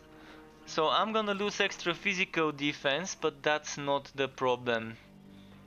That's not a problem, so I'd much rather have the one with one extra bolt, one extra stat, and a higher roll on the duration for vulnerable debuff.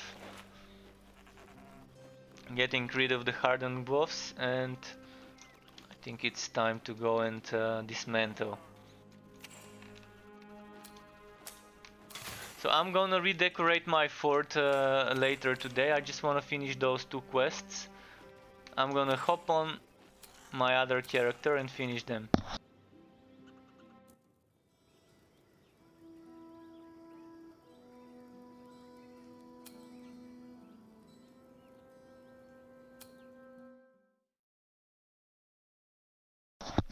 So sorry, I had to mute my microphone for a few seconds. So now this is my forged. He's not geared up for the Hybrid Frontier. He's... Okay, that's glitched. He is geared for the Goblin Frontier. You can see a lot of fire and Goblin defense. Goblin, Goblin, Goblin, etc. I will still go in the Hybrid Frontier with him though. So since I'm gonna go to the Hybrid Frontier, I'm probably gonna equip this one. I'm experimenting with a build that requires me to use this Swag Shot, and I'm also combining this with Sonic Pulse. And then I'm also using things like Ramming Robot. This is the Poison Relic, so if you're wondering what the Poison Relic is, you have Miasma and you have this Spider, Venomous Maw. And these are the skills. So this guy has a spin to win skill, this one, but it's not a complete spin to win. So even though it's spin to win, it's not as strong and as OP, so you still want to combine it with other skills. It has this one, which is great, and I actually can get the cooldown down a lot if I stack a lot of gear for it. For now, let's go and do some maps. I need some Hybrid maps completed, so I'm just gonna go ahead and do this one. And I hope I encounter some of those, what's its name? Netherrealm champions for that quest. I just need 4 Netherrealm champions. They can be encountered on any map, on any frontier. The Netherrealm are kind of the big baddies of the game at the moment. We don't know much about them, but we will soon. I also need champion Hybrid gliders. This might take a while to find unless I go in the correct zone where flyers, gliders are more common.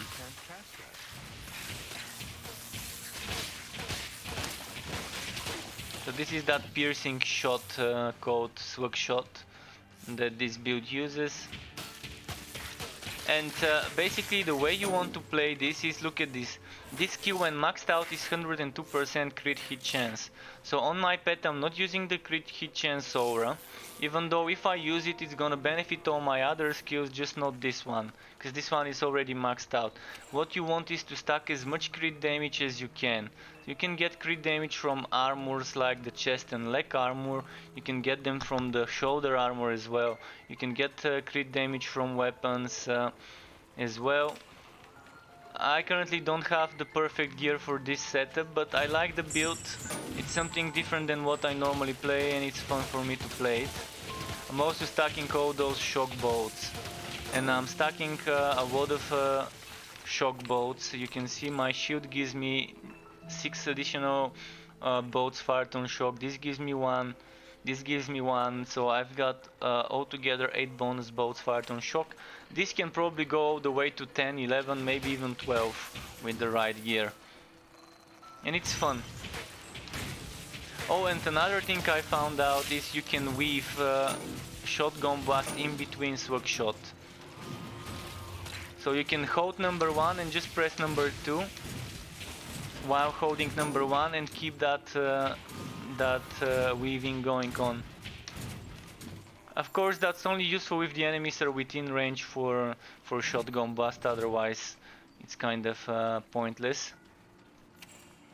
Unless you want to build heat faster, then it is not pointless.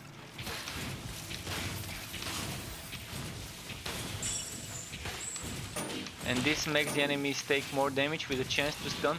This actually heals me when hitting stunned enemies, and it also has a chance to stun.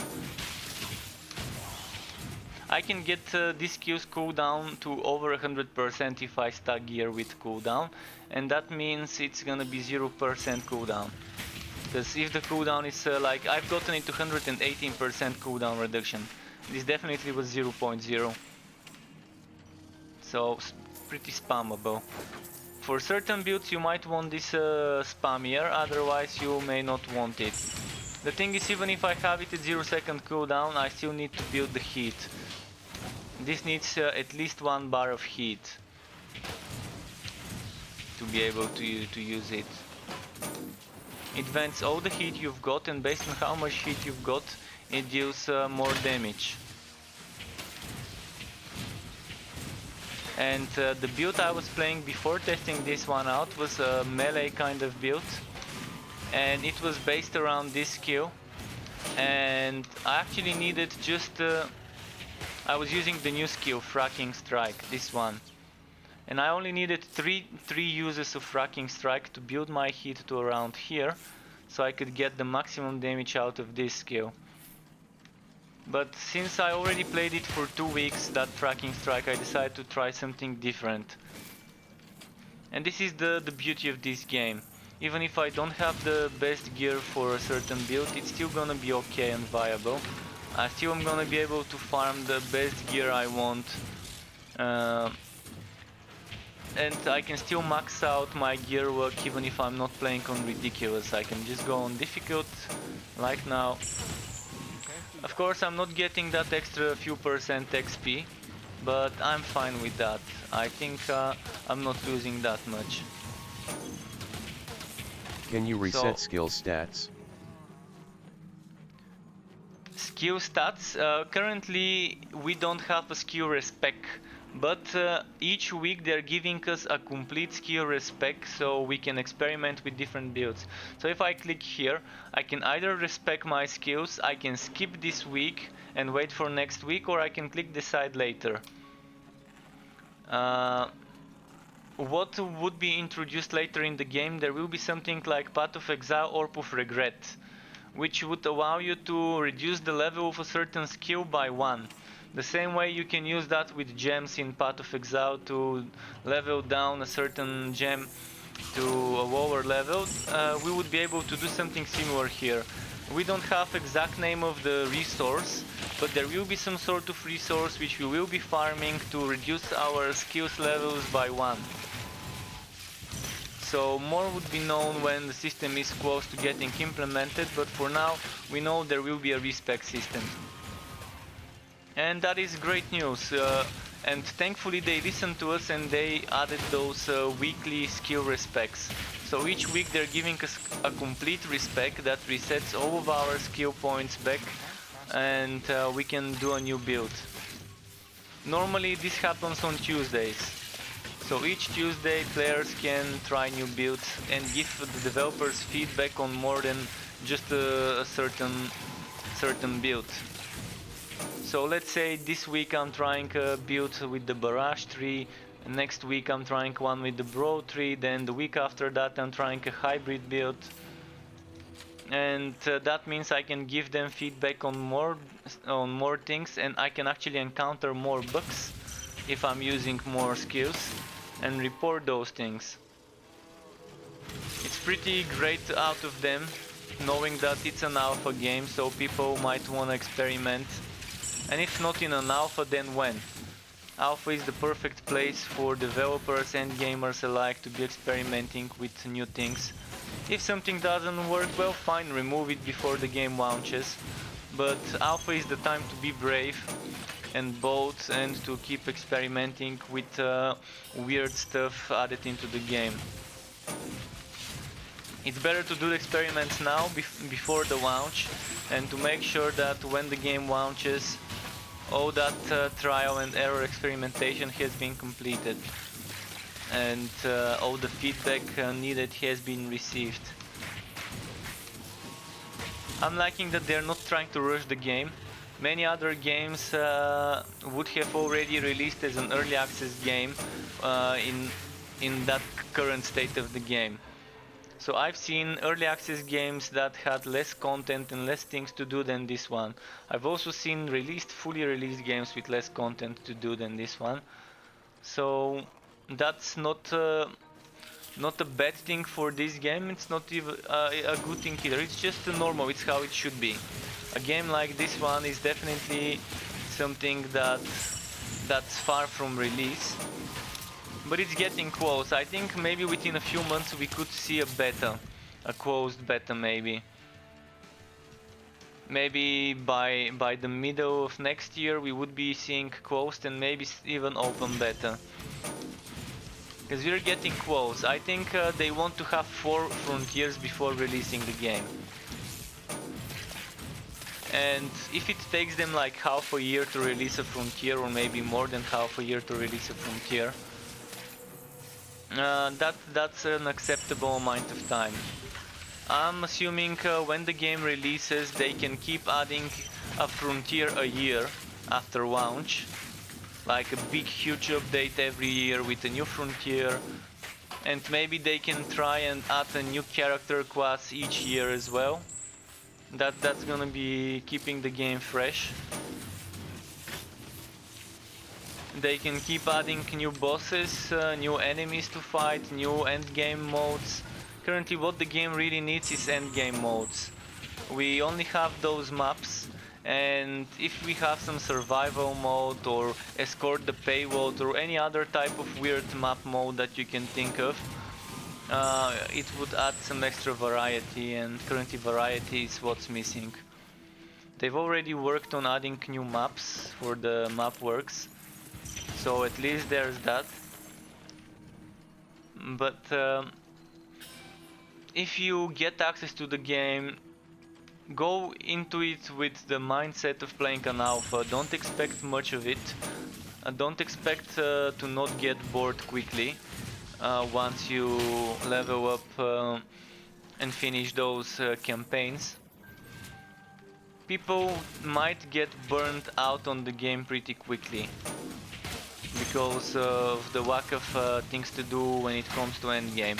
But there still would chase. If you want to test some specific builds, you would want to get that specific legendary item that modifies the skill you're using as a main skill for the build. So there is gonna be that wood chase, even though you might be max level. You might still want to keep farming, keep getting certain items for new builds.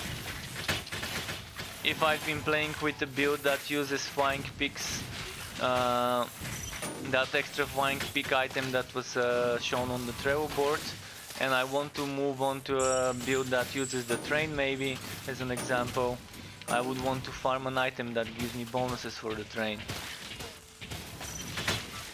You Oh, have and perished. this is how we die. I tried to escape, but I couldn't. And this boss is very nasty, because look at that toxic field in my feet. It can kill you in under a second if you're standing inside it. Okay, I tried to escape this time. This boss has this toxic modifier, so even if the map is poison resistant, it's not toxic map. The boss itself has the toxic modifier as a I think they will add some end game innate. content. Path of Exile is great with the Atlas system. Yeah, Path of Exile's Atlas system is pretty fun. And this game, they know that the game lacks end game content, but this is alpha, so they know that it's not the priority now. They can work on the end game when they add some other core features, such as fixing the missing features of the enchanting system, adding new frontiers, adding new character classes. They're already mentioning so Max Schaefer in an interview with the Escapist magazine already mentioned that they're thinking about competitive aspects of the game, like they're thinking of maybe adding competitive in the game. Not competitive like PvP, but competitive like in Diablo, like whether someone can complete a certain preset map quicker than someone else. The same way greater rifts are timed and people are competing for who would get higher on certain difficulty and so on, and do it faster. So maybe there would be something that is time based and people would try and complete it quickly. Something like that. We'll see. But what we really need is some survival modes. I think Grim Dawn is the better game to look for inspiration for end game content for a game like this. Path of Exile's Atlas is also great, but I think Can't use that skill. we already have maps. We already have map works which is similar to the Atlas.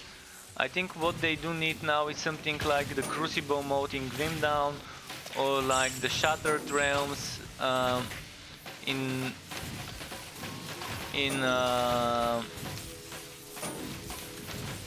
in Grim Dawn again, or the Greater Rifting in Diablo, which is kind of like the Shattered Realms in Grim Dawn, where you have it's kind of similar to the Atlas. It is similar to the Atlas because things have different tiers and keep gradually growing harder and harder and harder until you can no longer go further. Until you like upgrade your gear and stuff. So something like this would be fun. But I think things like this need to have a limit. Like a limit of the difficulty. And then when someone reaches that limit, then people start competing for time only. So let's say Diablo 3 had a limit of like Greater Rift 120 or something like that. And after that you can't go any further, and after that it's just based on who would do it quicker. Like who would do it in less minutes, seconds and so on.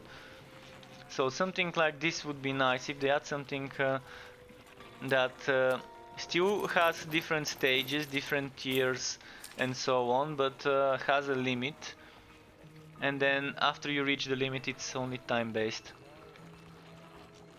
Okay, I need Netherrim enemies, so I'm just gonna do something.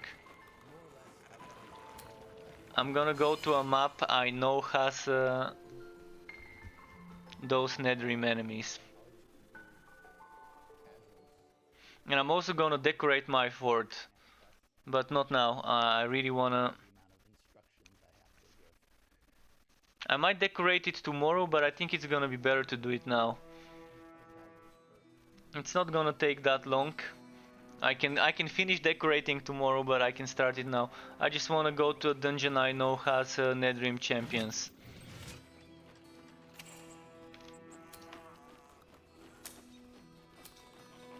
So this one, do I need it? I don't think so. This one, no. This one,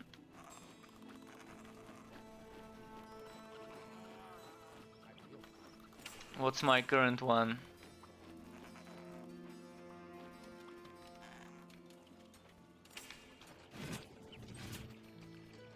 Hook shot and rapid fire.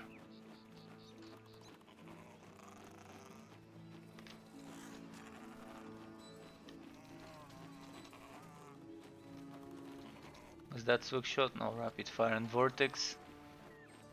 Shock.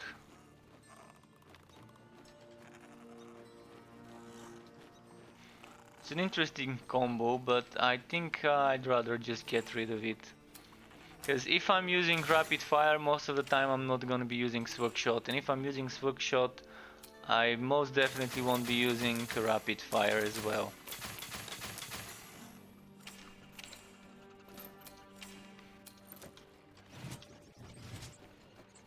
So okay, I know for certain in a certain map there's a lot of Your pet has arrived. Netherrim enemies, and I think it was the Glimmering Grotto. The Glimmering Grotto should be the one that has some Netherrim champions. That's where I actually got my Netherrim champion kills last time. The problem would be the Hivit flyers. I forgot where I could see more Hivit flyers than normal. So the Glimmering Grotto is over there. I'm just gonna run.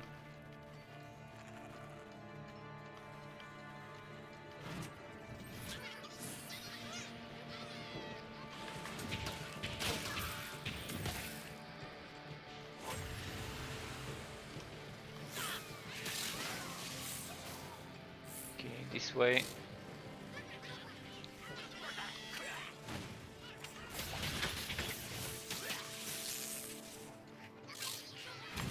So this is the Goblin Frontier. If you've not seen it, this is what it looks like. Those are the enemies, goblins. Both frontiers have spiders, both frontiers have Netherrim, both frontiers have skeletons. But this one has goblins, the other one has Hivit.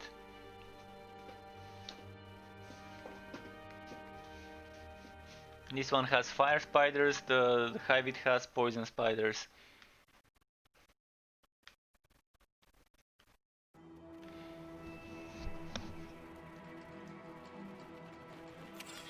So I know for certain, oh there we go, Netherrim champions, just what we needed, 4 of them. I'm not even gonna go to the end of the dungeon, I can just kill them right at the start.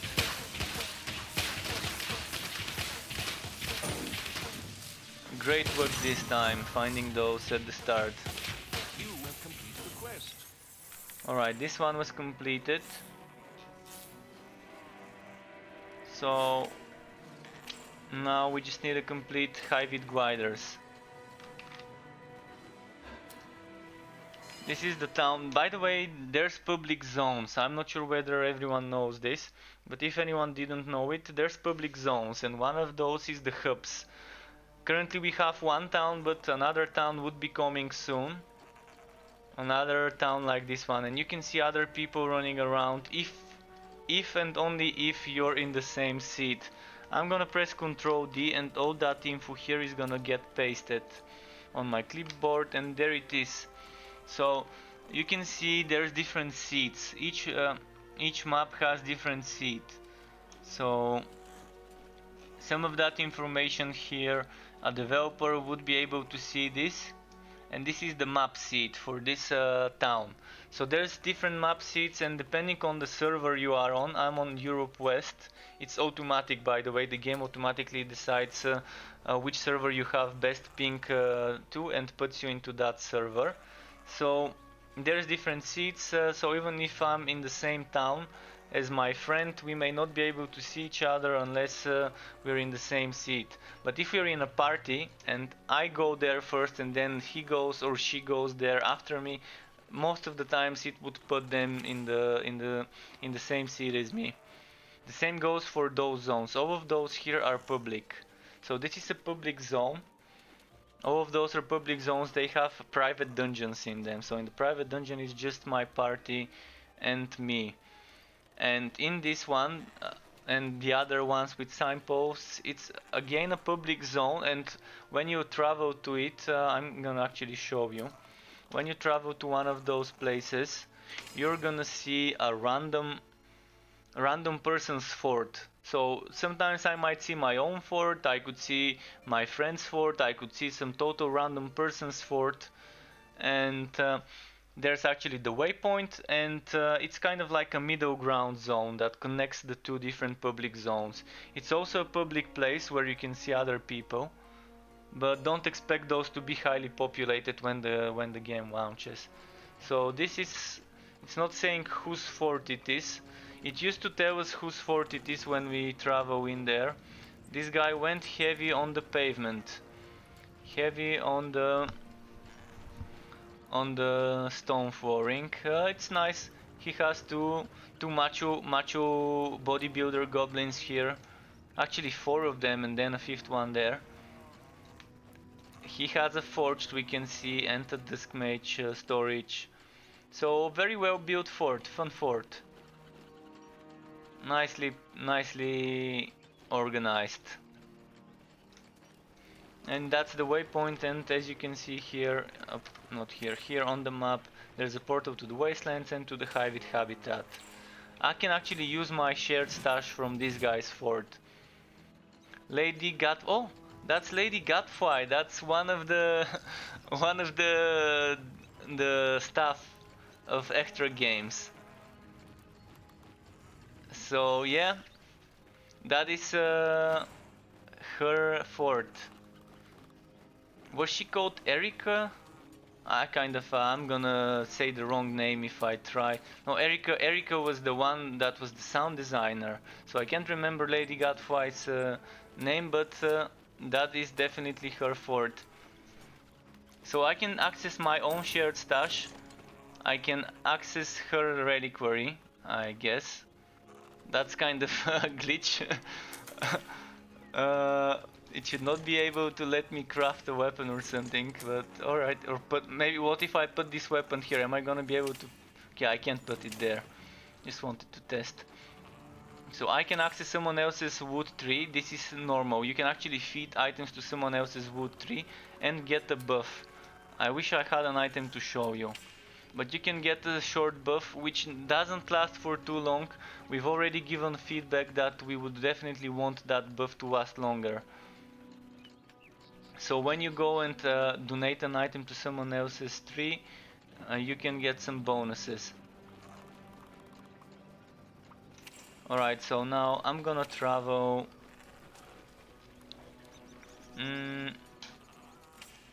Hivit gliders. Well, this is just random, so I'm gonna have to keep doing Hivit stuff until I get that. I do have time until Tuesday, so even if I don't complete it now, that's fine. I'm gonna do one dungeon, maybe two dungeons, and then I'm gonna try and decorate my fort. Let's see what we can come up with. I've already unlocked a lot of resources through the contracts, so it's gonna help me build some fun stuff.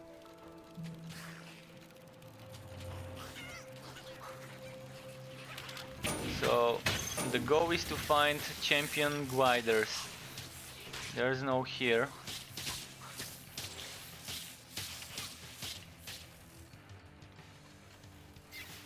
Let's do this dungeon. Maybe this dungeon would have champion gliders. The Hivit Forest.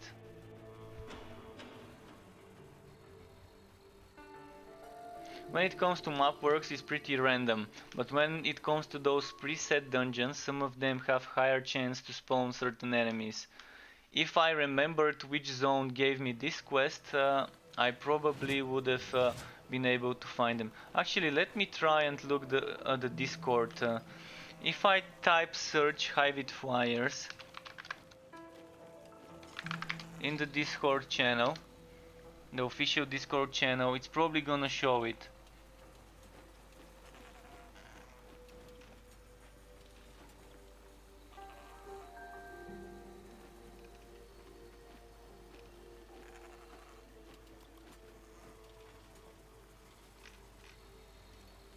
Alright, there's some old messages, but nothing about where they spawn.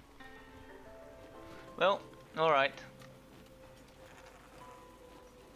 Nothing too fancy there.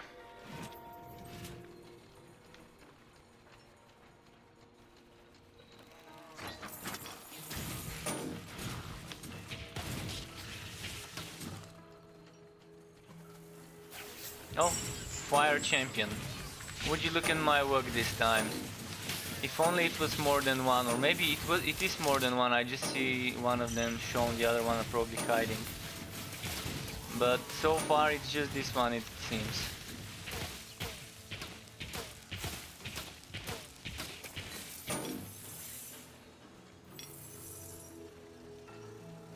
Well, one down. Oh wait, my headphone needs to be recharged. Just give me a few seconds.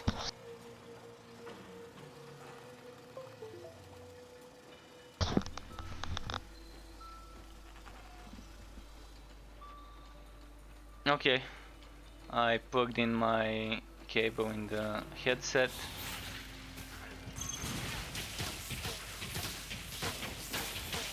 No fire here, I'm just gonna move on.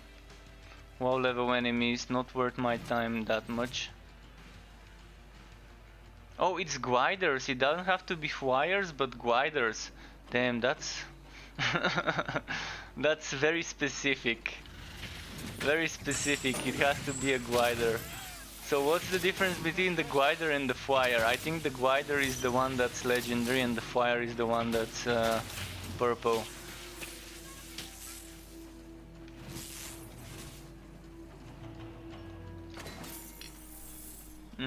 Okay.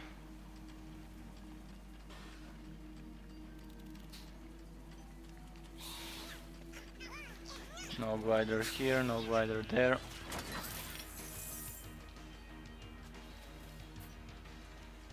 No glider here.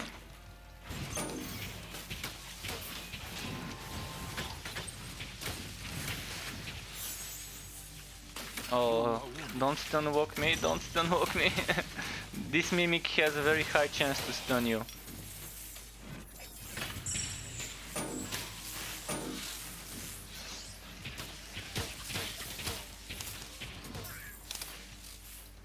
Alright, so far no gliders.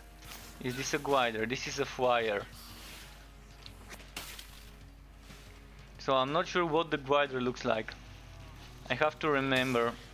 And I'm actually gonna look it up into the Discord channel again.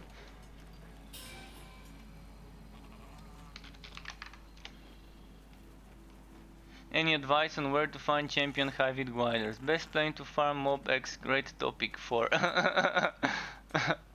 Best way to find champ gliders? I just stumbled across your... blah blah, okay. Finally killed my last two glider champions. Okay, no one's saying where. I'm having hell of a time finding champion gliders. Any tips to find champion high-vid gliders?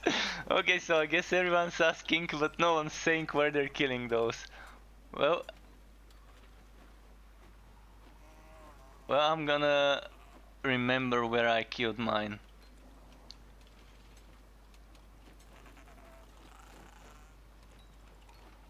I'm just gonna keep scrolling down to see gliders.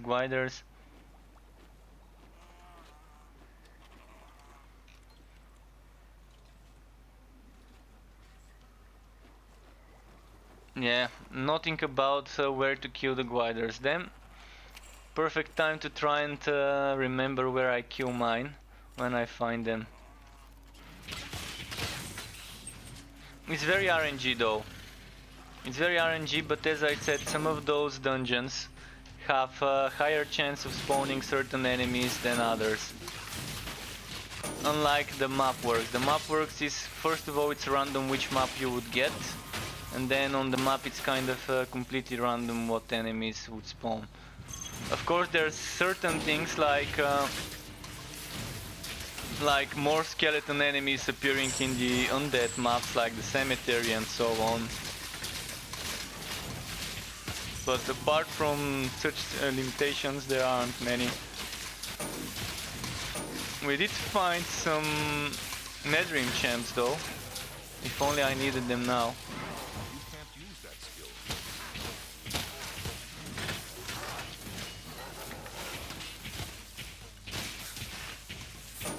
And a Nether Beast map. Well, I think the game is telling me to enter this Nether Beast map to get my gliders. What do you guys think? Should we enter this? Okay, and now some rare ore dropped. So yeah, I'm just gonna enter this beast map. And I forgot to pick up the blue item. I tried to pick it up, but instead of picking it up, I ended up entering the map. But that's fine. So maybe this is gonna be the Wookiee map. Let's hope it's not an open space, because I think in the open space they don't spawn as much. Maybe just my observation. Well, it is an open space, but it has two modifiers, as you see, poison resistant and noxious. Thankfully it's not toxic or lethal or one of the other hurtful ones.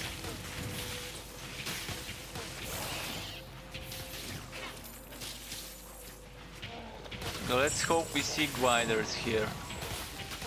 Actually haven't even seen regular gliders, I don't remember what they look like, but I think they look the same way as the flyers.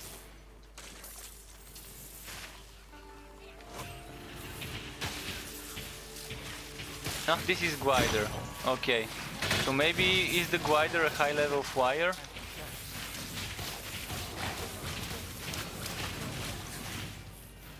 It just looks the same way as the flyer to me, the glider, so maybe just the name of the high level version. There we go, gliders, two of them. Nice. Well, that was a good decision entering this map then.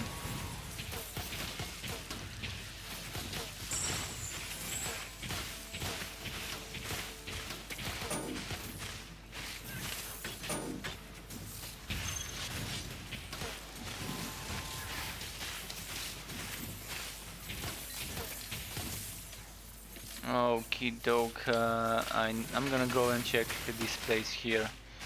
The dead end I missed. You never know where it's hiding until I've checked every nook and cranny of this map. Okay, it's not here.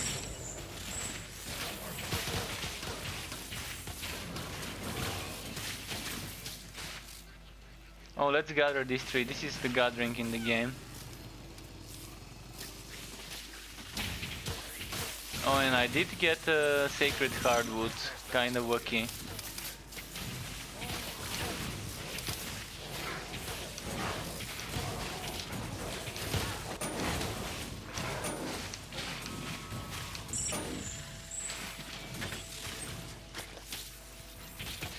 Those are poison resistant and I'm doing a poison build with those spiderlings running after me. And if you're wondering what those spiderlings running after me are, there's a chance for me to spawn a spider after killing a poisoned enemy. And I can have up to 12 of those spiders running after me. They only last for a few seconds. But as long as I keep killing, there's gonna be spiders helping me kill other enemies.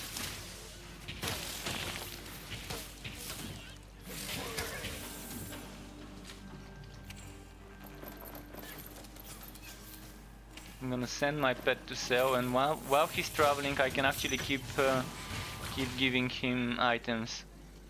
Save myself some time.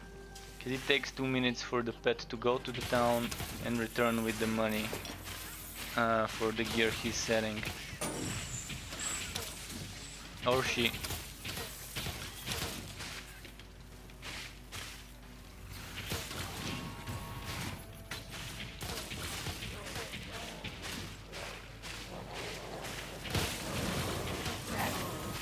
Okay, this way, let's see what's this way.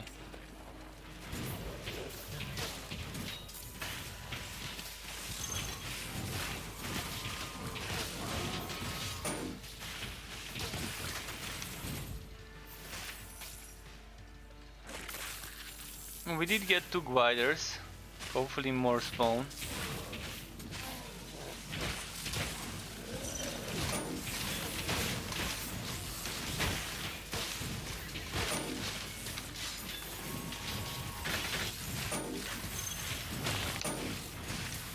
Alright, a lot of enemies. And you can see my XP is barely moving. This is the final level of this frontier, from 49 to 50. So you can see how slow the XP is at the end. It is painfully slow, so normally I try to not think about it, but every now and then I do remember that I'm still leveling up this character.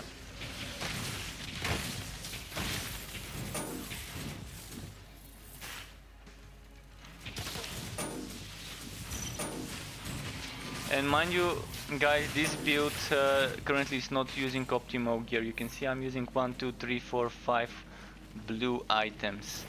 This is a 34, this is 45, so 39, so low level items. Nowhere near as close as 50, and I don't have poison resistance much. It's mostly goblin gear, not heavy gear. But I needed some swag shot based items. That's why I'm using this. Mostly this is hit from swag shot, hit from swag shot. This is I really don't need the crit chance, so I need to find something with crit damage if I can. This is crit damage. I do have gear to replace this with in my wardrobe. Like I do have some heavy gear. More hardwood, sacred hardwood.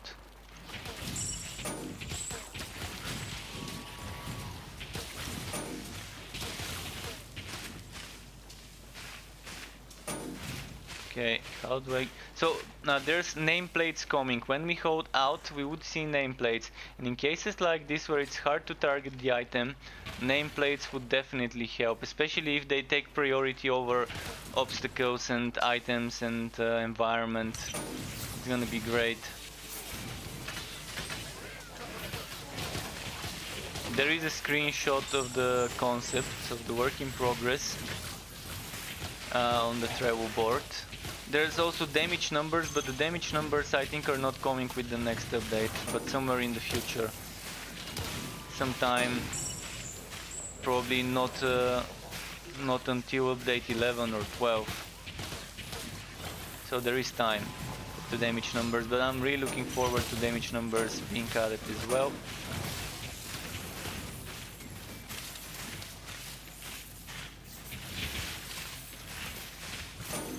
Good stuff.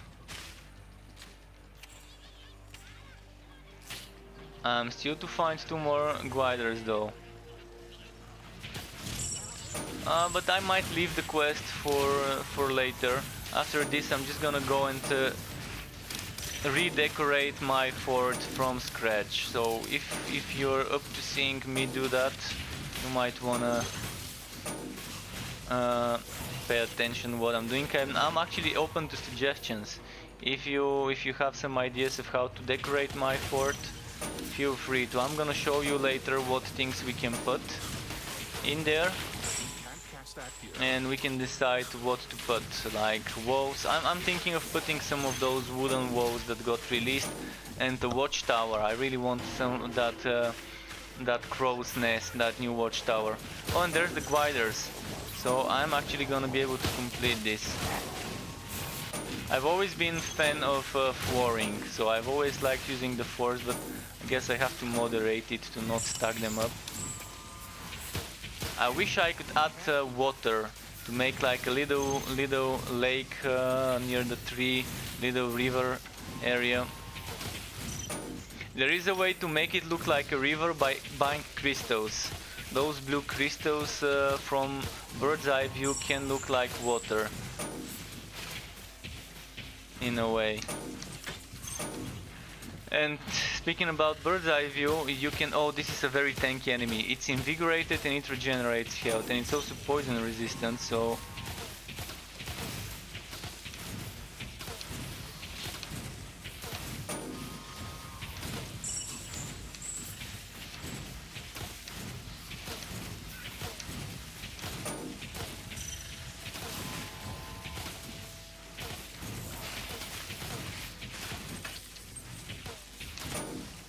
Oh no, don't run away from there, boy. Stay here. Look at that damage. He keeps regenerating if I don't hit it.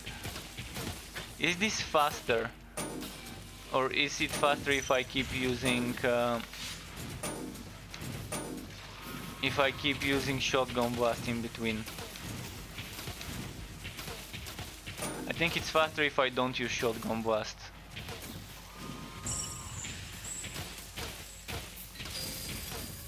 Look at this HP sponge. This was a literal bullet sponge since I was using swag shot.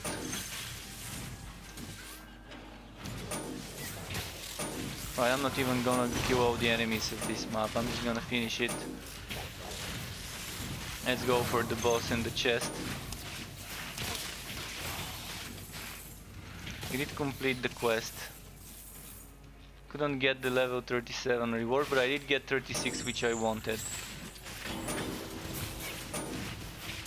Oh, and there you go, even more gliders. Damn, this map is glider bonanza. We're in glider central.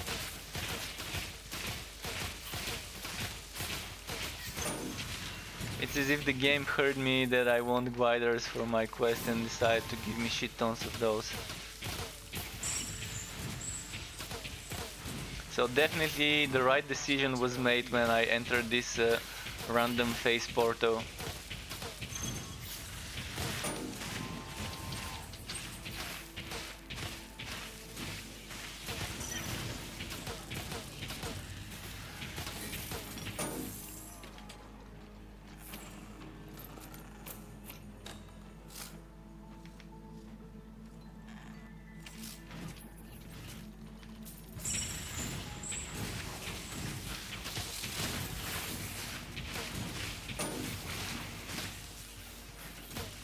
You can't use that skill. Oh, chance to knock back, not too pleasant. Let's try and group them up for swag shot.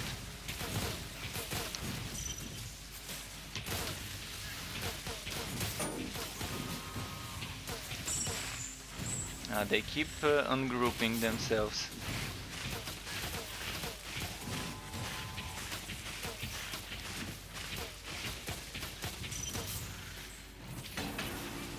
Nice. Oh, more elites. This time infected goblin elites.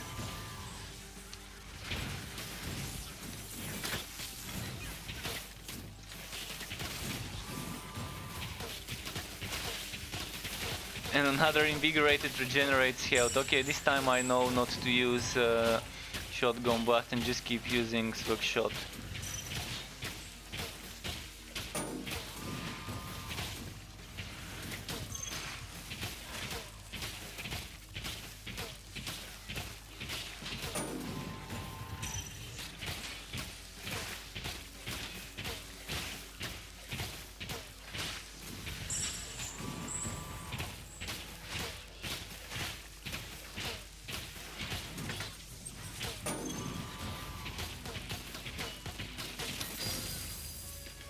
Alright, this one's down.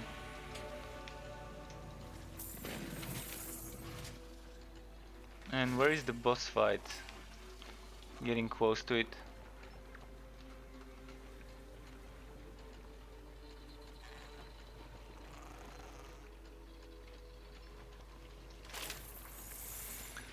Am I gonna get one shot? This is a toxic and noxious map.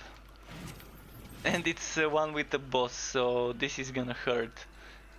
I think if I get hit, I'm done. Because look at my poison defense. I've only got 3000 high hit defense and 0 poison defense. Well, yeah. I smell a death here. Ah, no, no, no, no, no. No, no, no, no. How many times am I gonna die?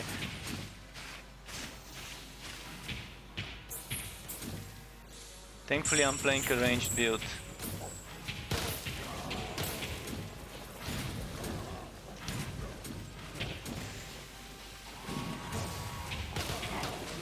No! Damn, she's nasty.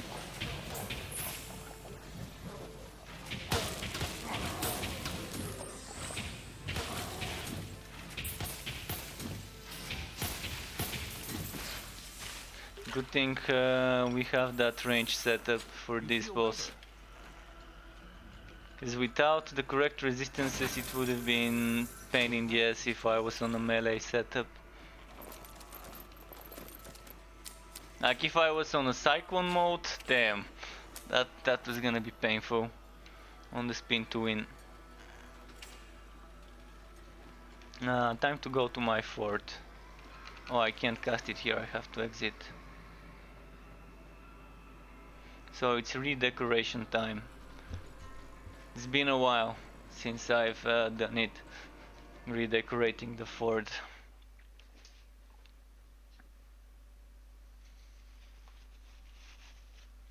Let's see.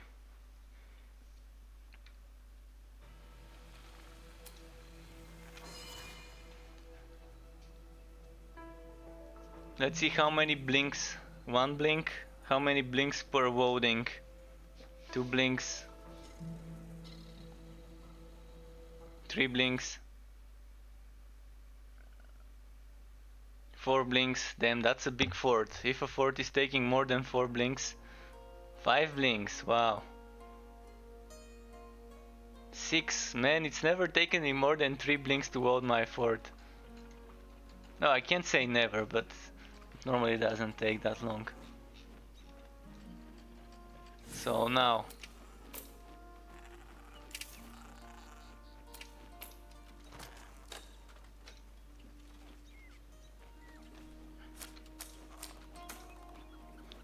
I'm just gonna keep the wardrobes because I'm gonna move them later.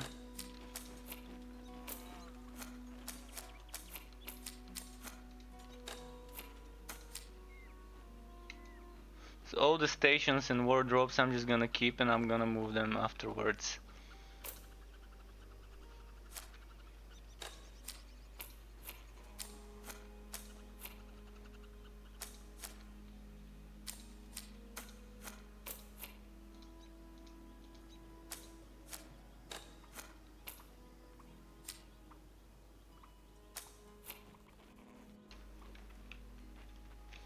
This is gonna be the first thing I'm gonna be putting my wardrobe stations. I'm gonna have to decide where the wardrobes would be.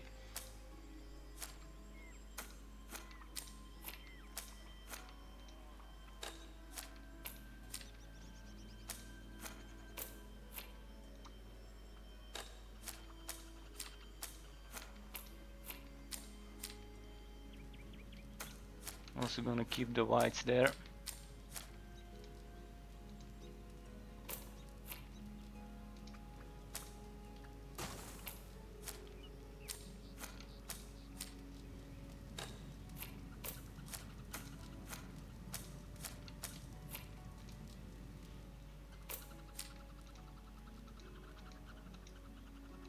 I wish I could rotate the camera left and right, would have been very helpful.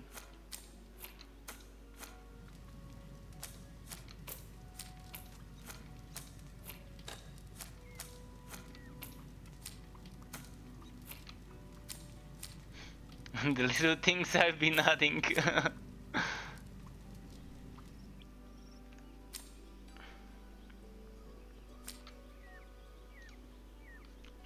So yeah, we don't need all those trees anymore.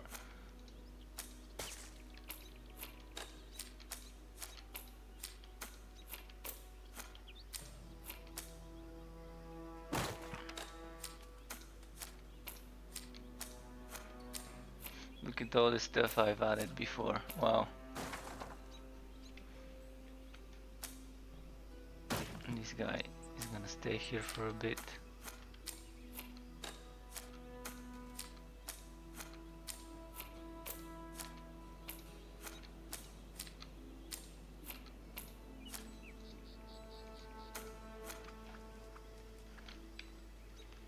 Alright, we don't need this ugly pile of junk. Well, no, this needs to stay. He needs a bench to rest on. Can I rotate it though? This is this dude's bench. He can't just stay there like grounded. He needs a place to rest.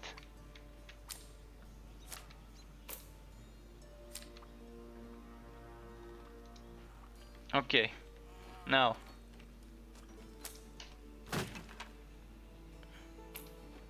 she's gonna stay here for a while. So I have to decide where do I want my wardrobes and crafting stations. I think the campfire needs to be close to the entrance because I want people to smell the food when they're traveling over here. I want them to smell the good cooking. But since we have new kind of food, new kind of cooking stations, I'm just gonna put those there. I want the benches around the campfire, so I'm gonna move them close to this place. This dummy will stay for later. Now what I need is decoration, structure, so many stuff. I want those walls. I'm gonna move them later. For now I'm just stacking them here for easy access for later.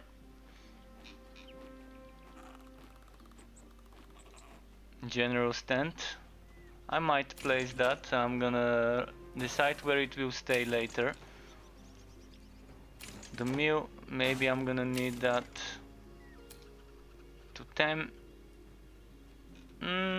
For now, I'm gonna decide later whether I wanna make a thing like that. I want some walls. As I said, I wanna make a lot of walls.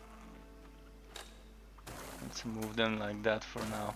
I'm gonna use them in a moment, just putting them here instead of coming back to it.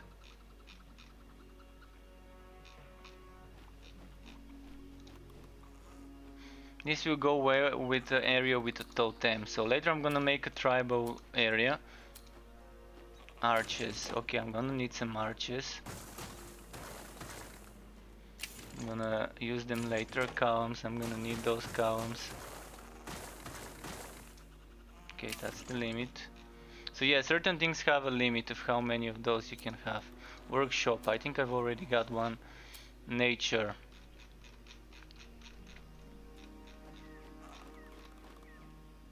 Oh, don't tell me my work tree will not be big now if I place it. Well, if that's how it is, that's how it's gonna be. Not much I can do. Oh, there we go. Ancient work tree. Ancient work tree is here. Never mind then. Great hide rook. That's gonna be great for the tribal area. Well, we want a jam gear around the campfire.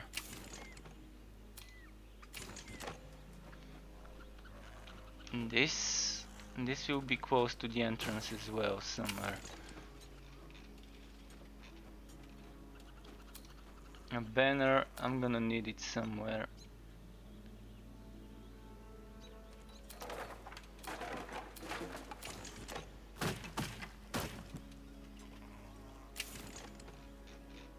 Crow's nest, this is what I needed. This is gonna be somewhere in the middle. I'm gonna decide later where. Cookout kit. Oh wait, someone's writing to me on Discord.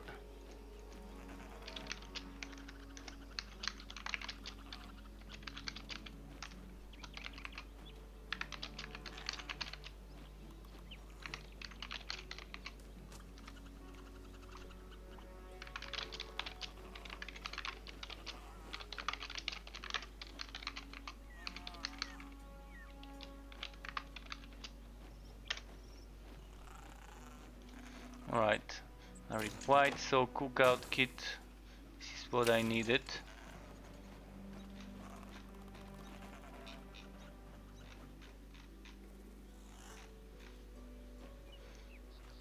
And a cook pot. Well, do I want both of them? Probably not. Alright. My tree of work would probably be over here somewhere.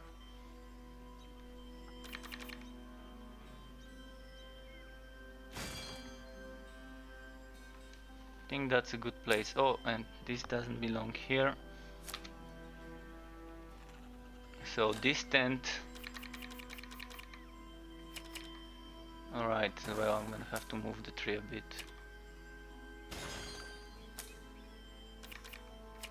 Was this the front? I think this is the front of the tent.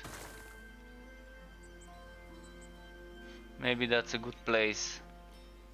I think it's a good place. We'll see. This station will be moved later. For now,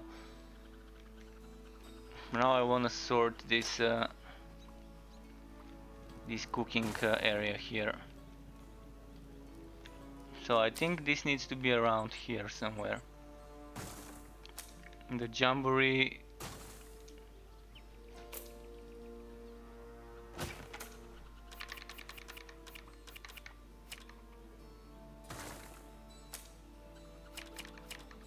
I want a bench here. And I want a bench here somewhere. Well, I haven't done that in a while. Probably 3 or 4 months since I last redecorated this fort. If you guys have some ideas what we can place, what we can put where, feel free to share the ideas. Now I want to decide where the wardrobes would be. I think the best place would be to just line them up around here somewhere. I just want to see, like, if I'm like that. This is where I'm getting teleported. I'm getting teleported here. That means I'd rather have access to those quickly. Okay, this is gonna go somewhere.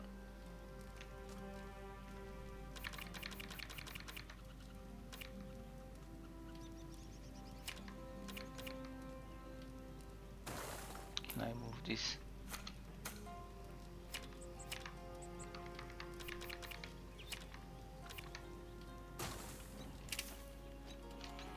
I want to see how it looks. Okay, I have to change something. Make some room so I can walk to that part. Alright, it doesn't look that good. I need to rotate it more. Ah!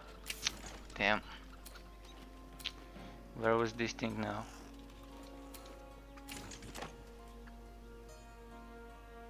Q.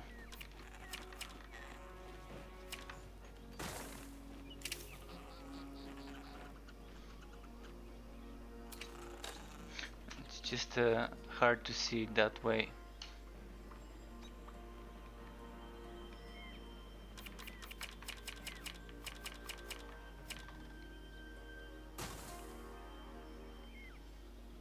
I think it fits better there. Alright, time to make my wardrobe zones. This is not gonna be here. This is not gonna be here.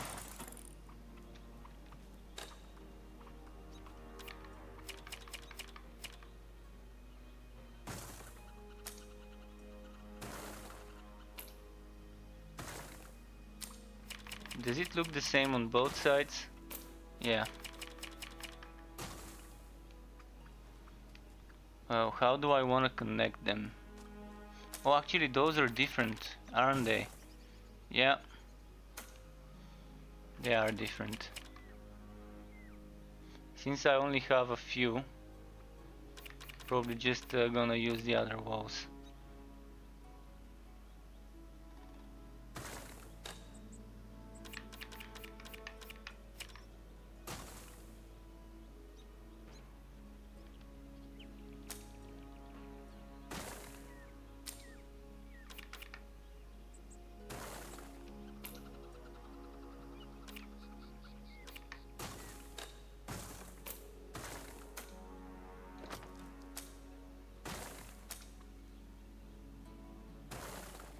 Okay, now I want to line them up like this, one after the other. So I'm gonna start with this dude.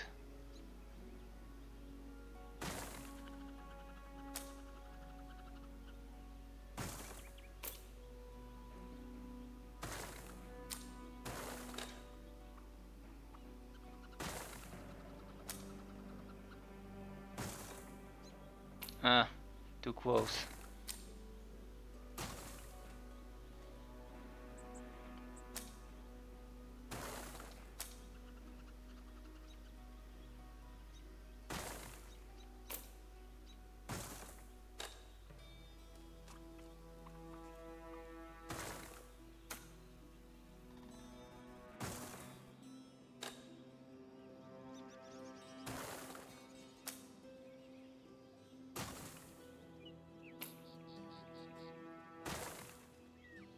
This is kind of getting glitched if I put it too close to that side.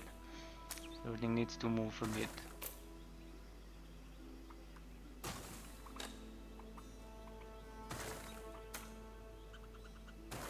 Alright, now it looks good.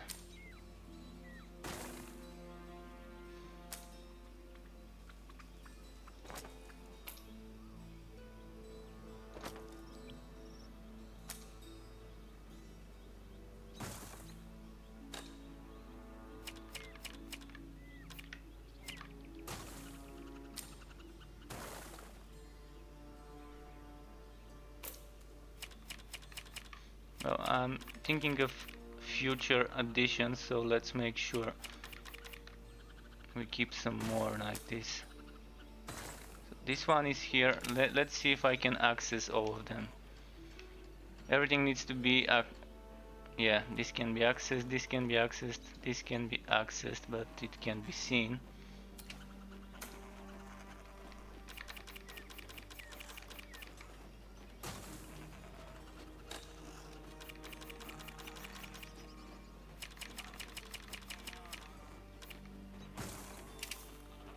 Alright, like this I can see them.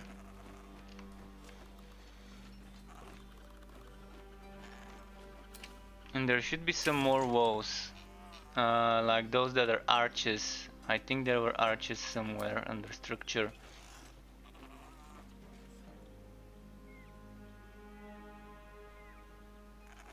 I can't see them. Well, no arches. Lots of stuff. Lots of stuff, man. Yeah, I'm gonna have to arrange it in a moment. I'm just deciding where to place my wardrobes, because that's the thing. The main idea I decided to rearrange and rebuild everything is mostly the wardrobes.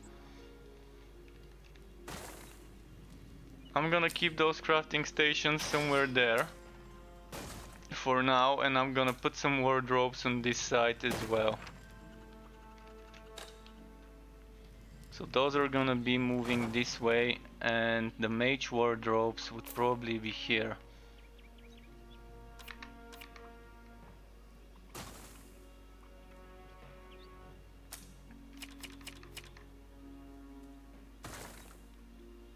Huh?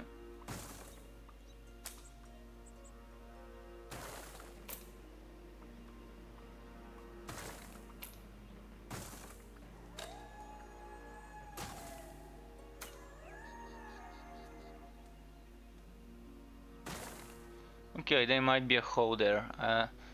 We'll see. Maybe it needs to stay like this. Oh, that's the arches I needed. Okay, arches. So that's the arches. Make sure I can tell them from miles away.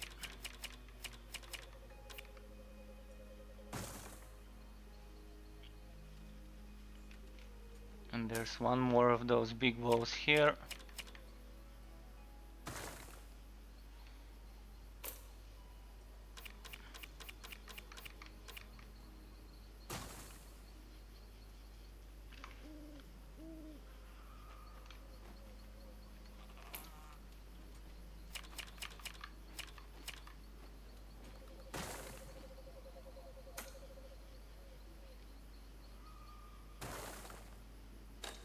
This watchtower, I'm not sure where I want it right now. I wanted it in the middle, but it doesn't fit well there.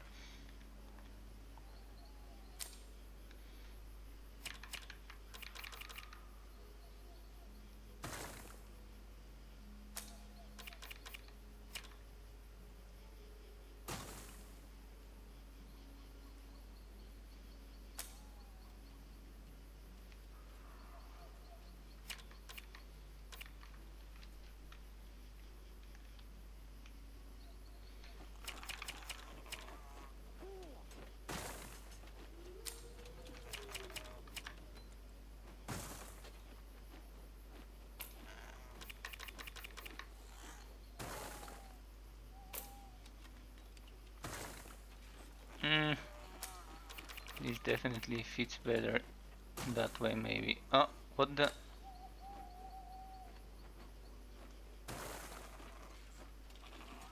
Alright, it doesn't look that bad when you do it that way.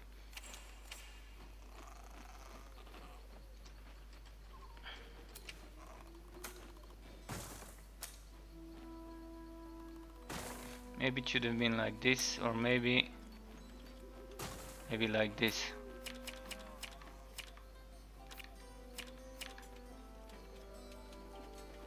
Damn.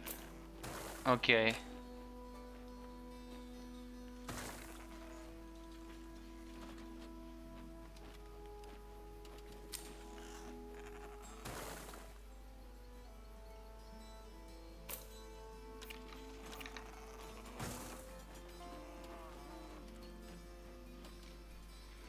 I'm not sure why I even need this there.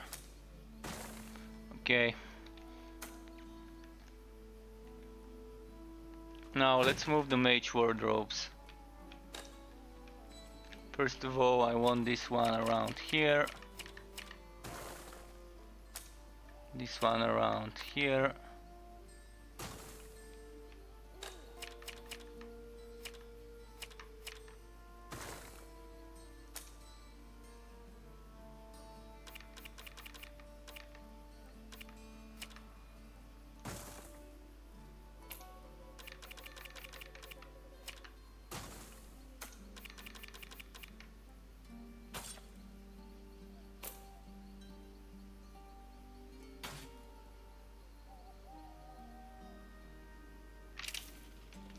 Is it easy to access?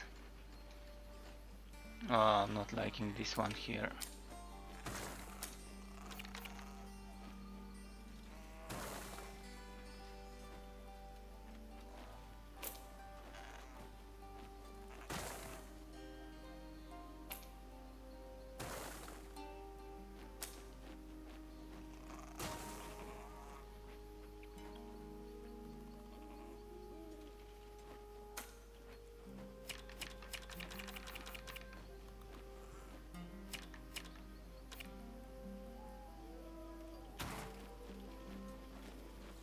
All right.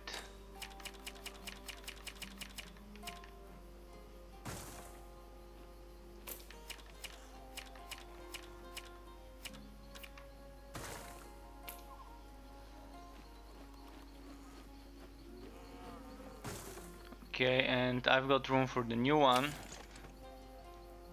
which was under storage.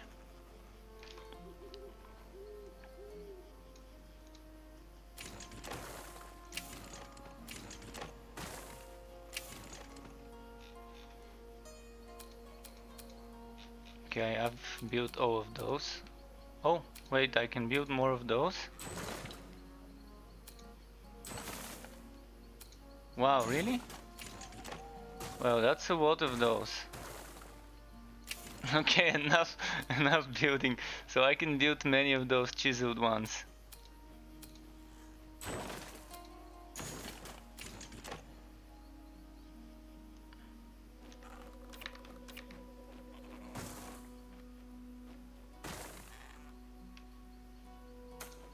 I did not know I can build so many. So was this Realm Master? Yeah, this is a Realm Master. I'm assuming the Realm Master might be...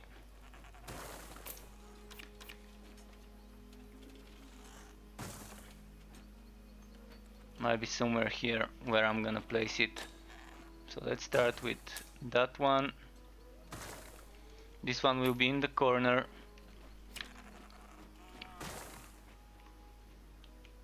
I wanna see what it looks like though. Perfect, okay. This one looks very well in the corner. So now I'm moving the other Realm Master stuff, which is 1, 2, 3, 4, 5. Am I missing another one somewhere? 6.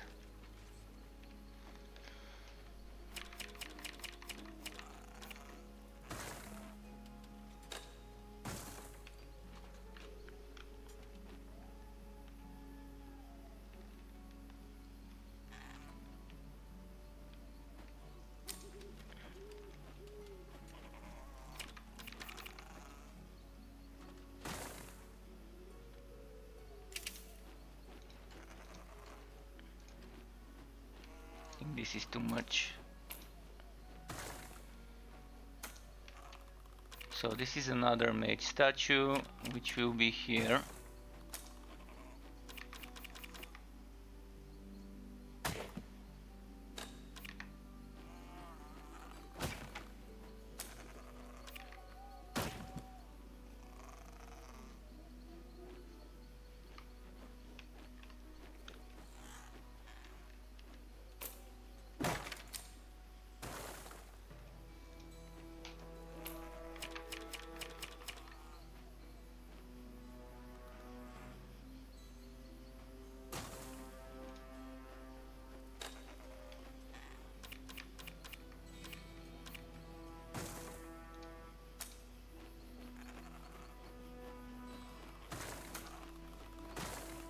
Those are two in the way.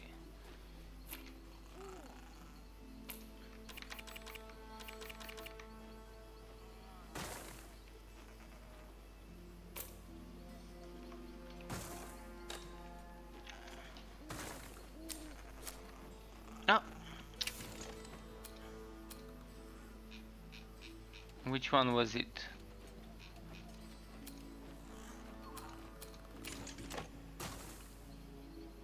Okay, it was this one.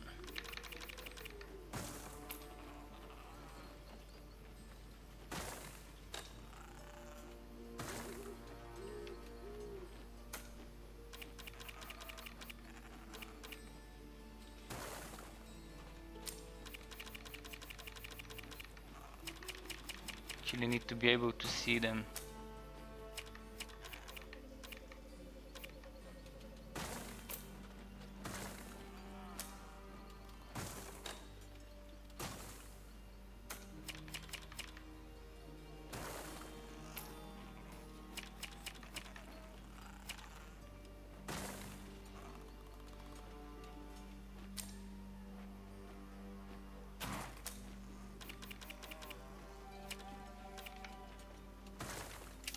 Let's see how we can see those.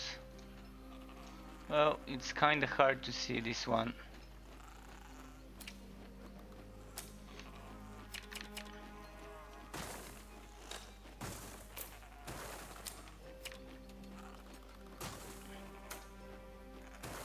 I'm gonna make it like before so I can travel in between them even with the forged, which is a bit over on the bigger side.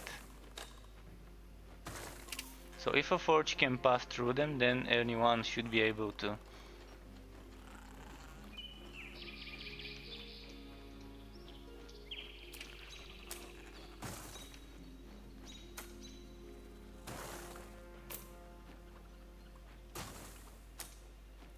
For now, what was this? Another Realm Master. Can the forge pass to? Yeah, this will be here.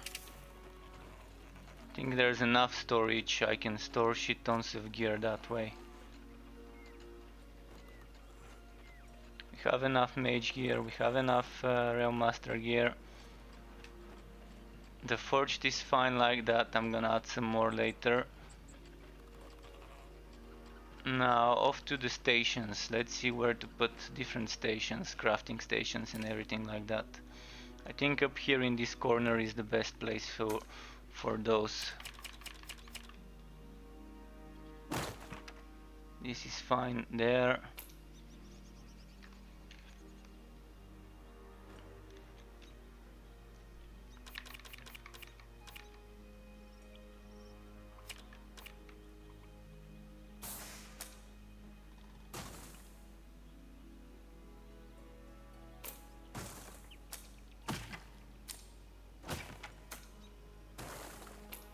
Let's move this for a moment.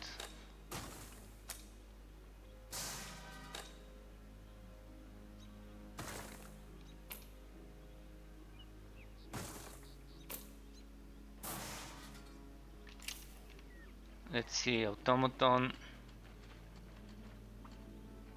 No, that doesn't look good at all.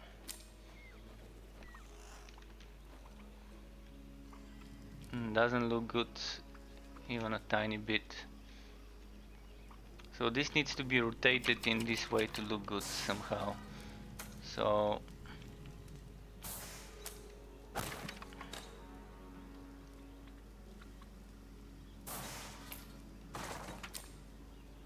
this is gonna be here. This also needs to be rotated to be looking good.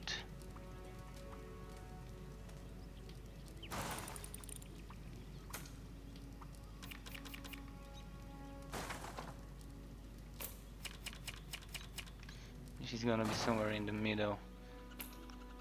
This tent, the enchanting station, looks good there. But I think it needs to be like that. Pet shelter.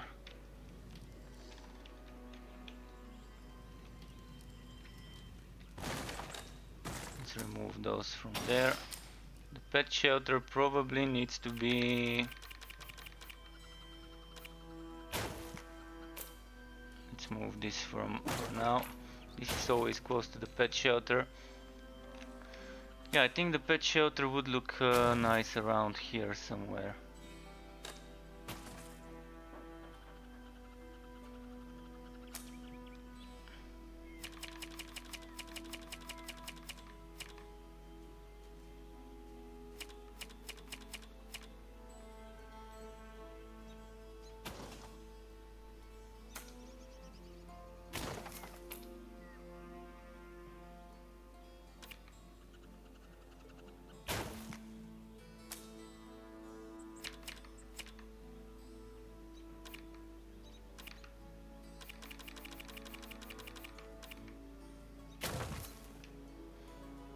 Okay, that's not so bad.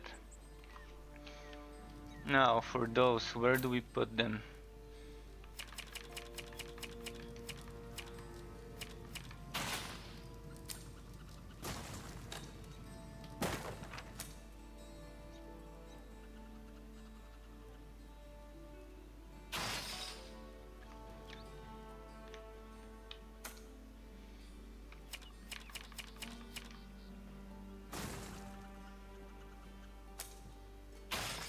This seems fine like that. This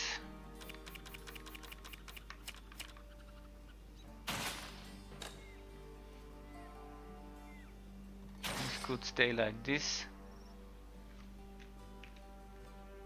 And I want to see this rotated. Yeah, definitely want it facing like that somewhere.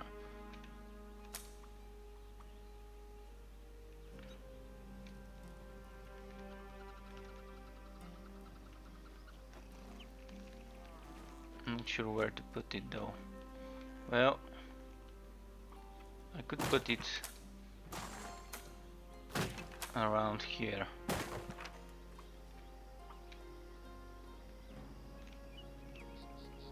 Or I could put this here and that there.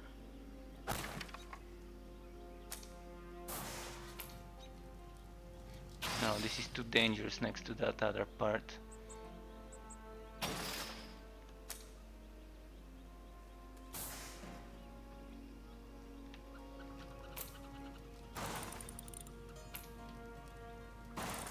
Those two fit together well.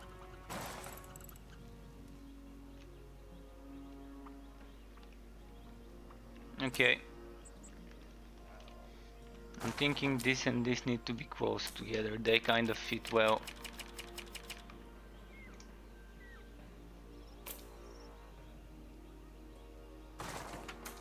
And this would fit nicely here.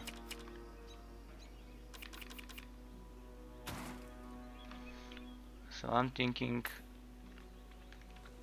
this is moved somewhere around here.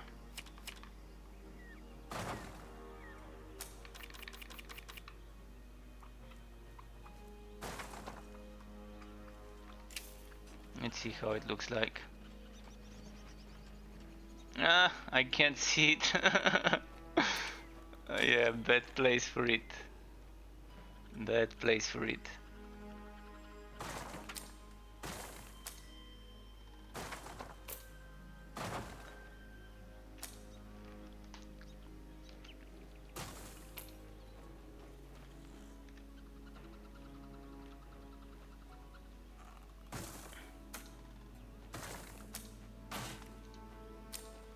So that stuff needs to be removed. This one, does it fit well? Kind of, just need to move it a bit.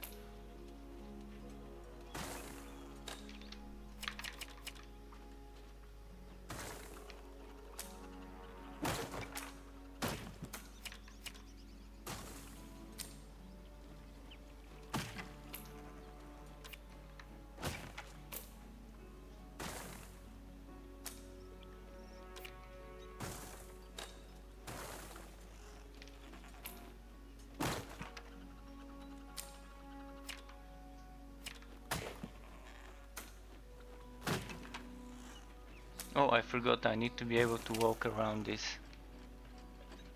Okay.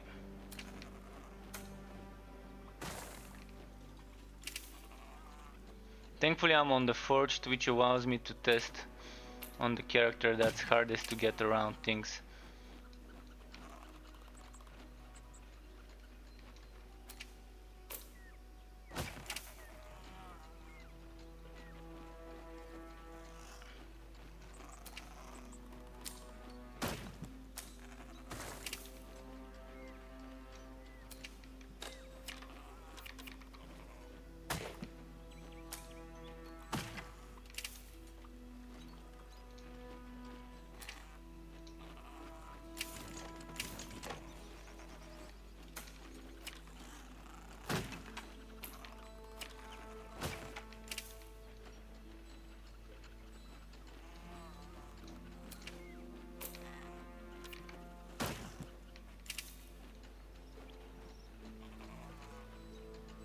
Okay, easy to move around.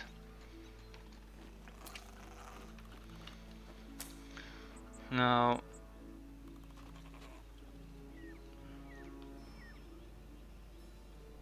what I wanted to do is put this around here somewhere. Let's put that there. And this nearby.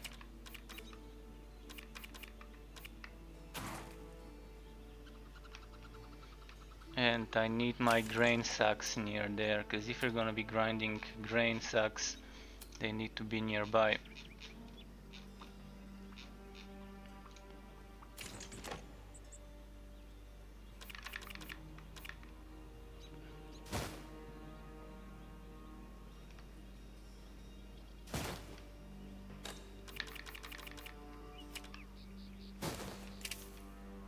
Let's see how it looks.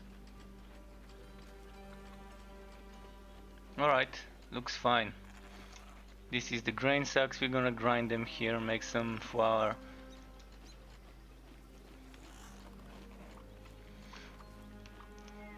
This is the little things about this game. It can provide you with with half an hour or an hour just decorating your fort, just messing around, playing that sim game kind of aspect of the game.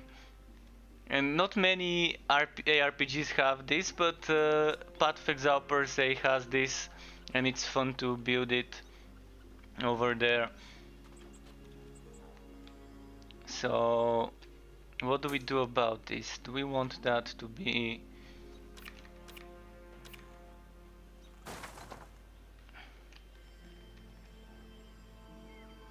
I think this tent could use slight nudge like this.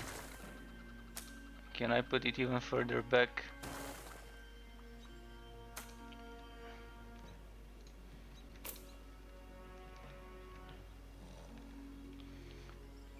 Now the problem is, Can where do all I characters put... use the same hideout? Yeah, the same fort is on all characters. It's like a common place. That's why I have my Railmaster things here, my mage here, and my forge, because all of them would be sharing this.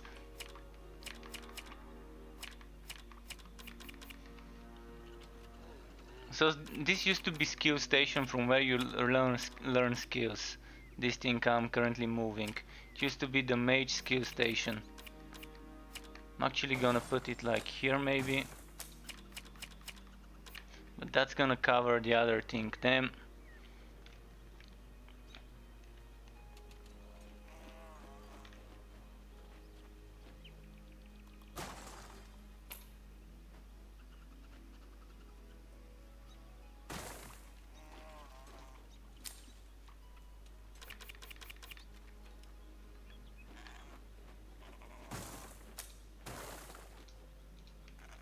I know what I'll do.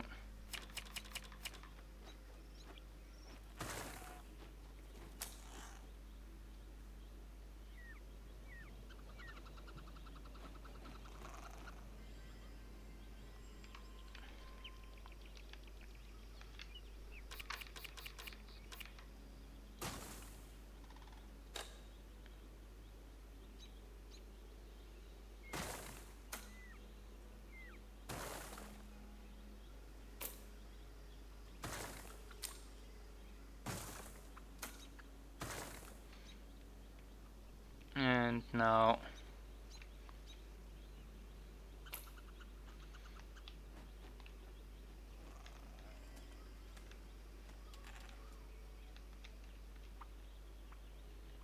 right, let's keep that here.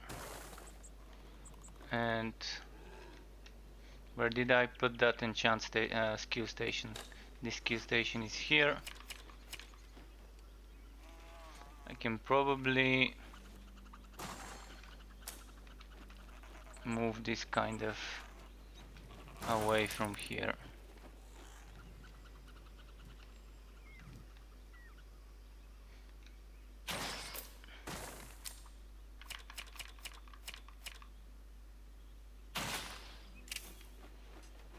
Let's see. Oh, I want to see how it looks. Alright, I can still see it. Maybe like this it would be a bit better. And then this one,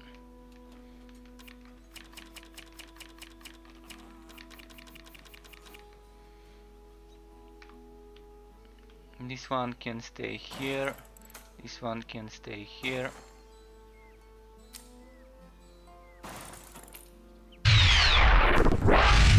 Hey dude, Hey, can you help Sean me farm Troy so we can Meldoa. get the new gun he drops? If you don't want to, it's okay, but it's just hard. I could probably help you after I'm done streaming, but that's Say gonna on be Meldoa, another like... thank you for the follow and welcome to the Struck Club. Sean, welcome again, dude, and that's gonna be like another 20 minutes or so. I can try and help you with Troy. I don't mind. Just give me 15-20 minutes and I can PM you on Discord if you're still online. But currently I'm kind of in the middle of fixing this fort and I wanna get it over with. I think 20 more minutes would suffice. Okay THX. No worries, dude. I'm gonna walk in Borderlands and help you in a moment. This watchtower, let's put it somewhere in the middle. And this thing I wanted to maybe put somewhere around here. So I don't need this here for now. Actually, I'm gonna put the map device around here. No, that doesn't look good. Okay, I'm gonna put it here. And this one would go very well here probably. Yeah, let's put both of them around here.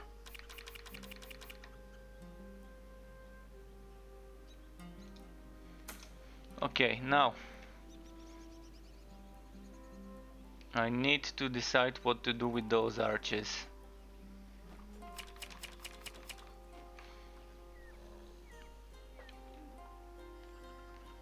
I'm gonna finish redecorating tomorrow this thing, because definitely there's more things I wanna add.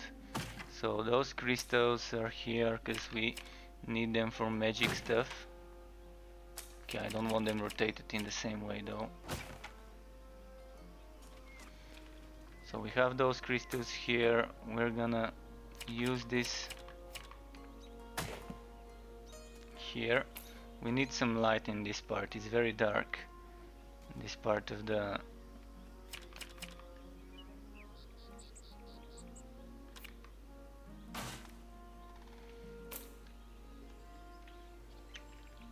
this tower probably could go around here somewhere.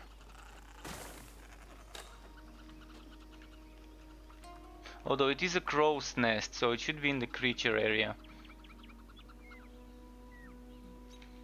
It could probably stay around here near the tree.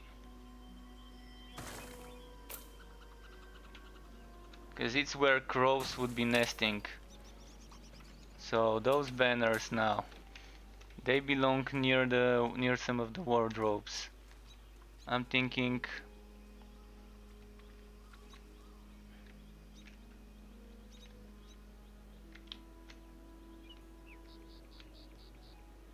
actually we could put one here.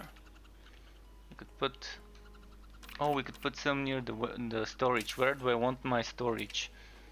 My storage, I want it close to the waypoint. So I want my storage around here somewhere.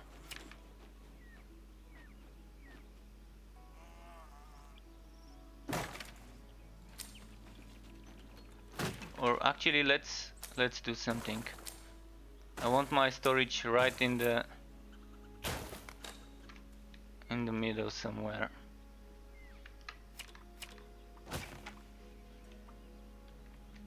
So I want 4 arches next to each other and the storage in the middle.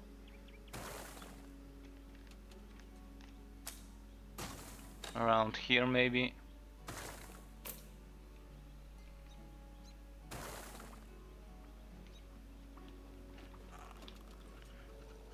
Did I have another arc left somewhere? This one only.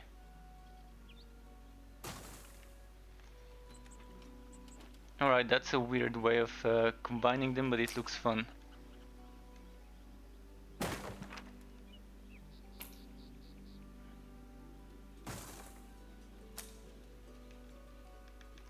Maybe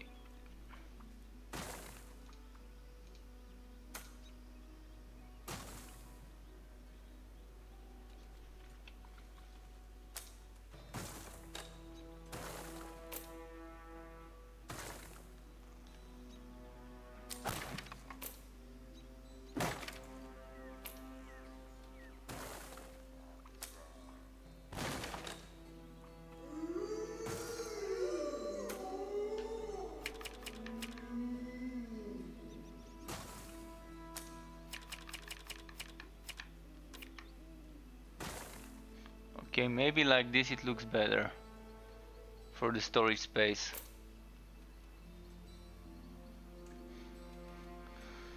And we're gonna have those 2 arches around here. So I wanna just check something with my character. If I go like this, this map fits perfectly in a place like that one here.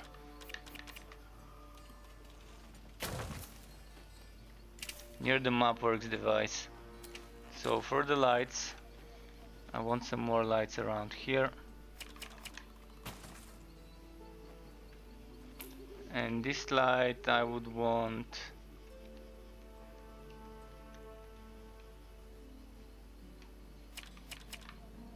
around here. Then I want a banner here. This one, let's make it stay there. And what else do I need to move? Things like this one.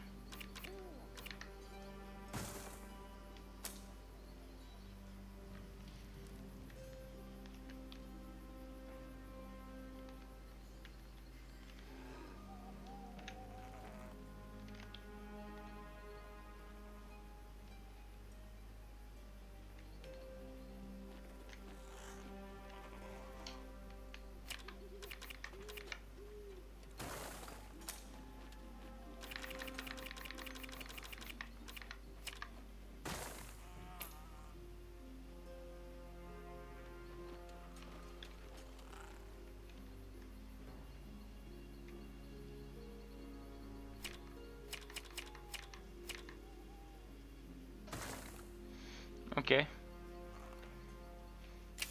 Now it's time for the floors. Structure.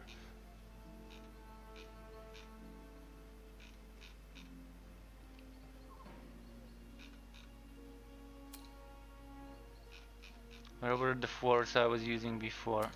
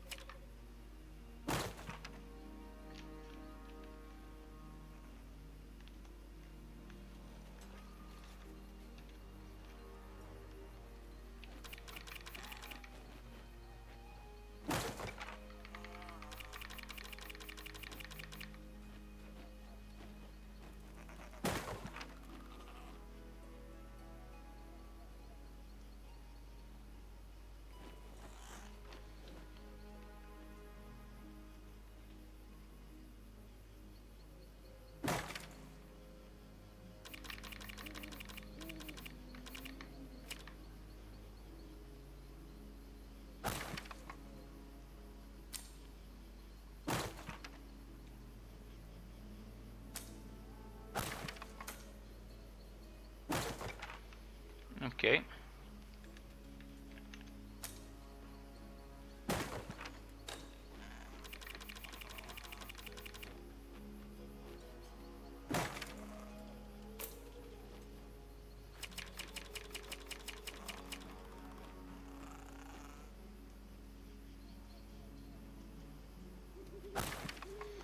Alright, that looks fine. Now,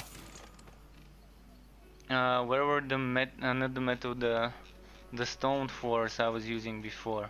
It's not this. It's not this.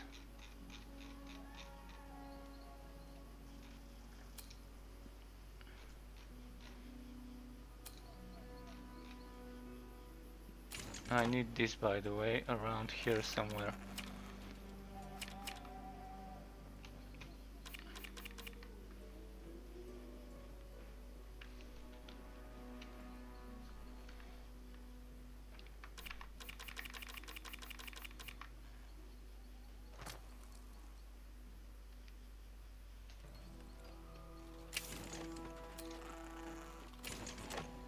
This is going where it used to be before.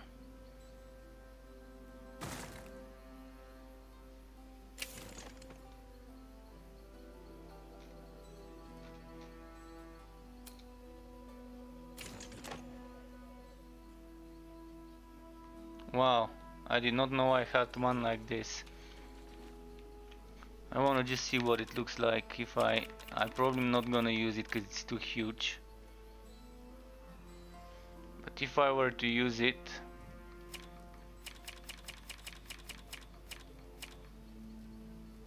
yeah, I'm not gonna use that, it's too huge. Where are the floors I used to use? Clump of rocks. This one.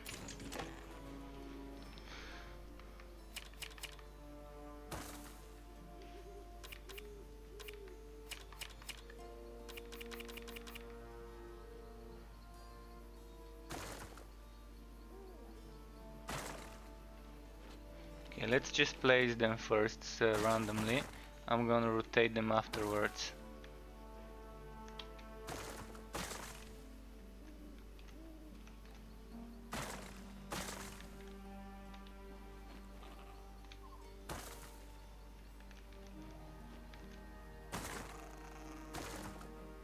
So, this one needs to be rotated slightly, like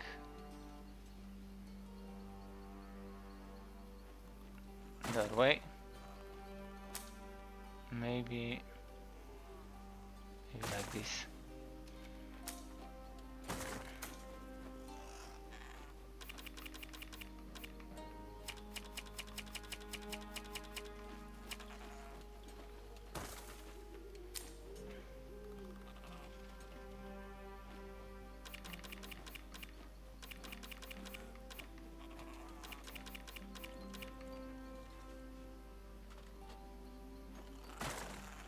It's like building a puzzle with those.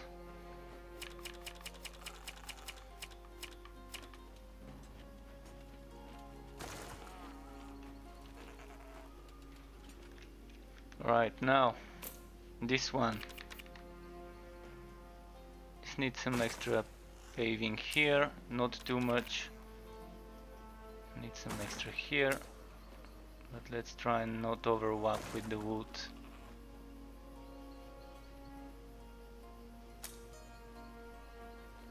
This one.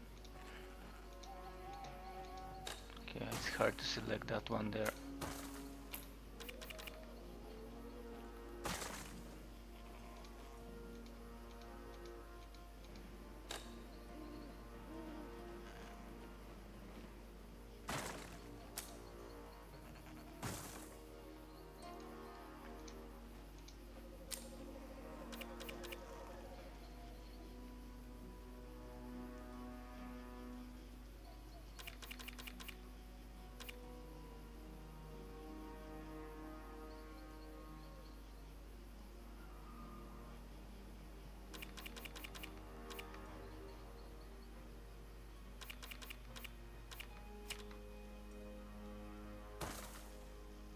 No, it doesn't look good that way.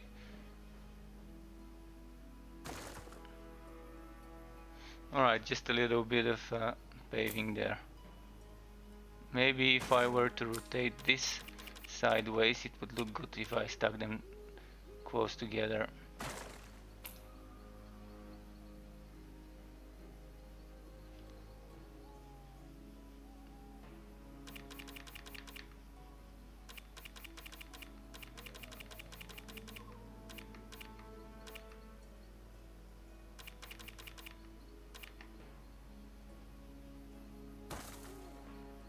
Okay, that looks fine.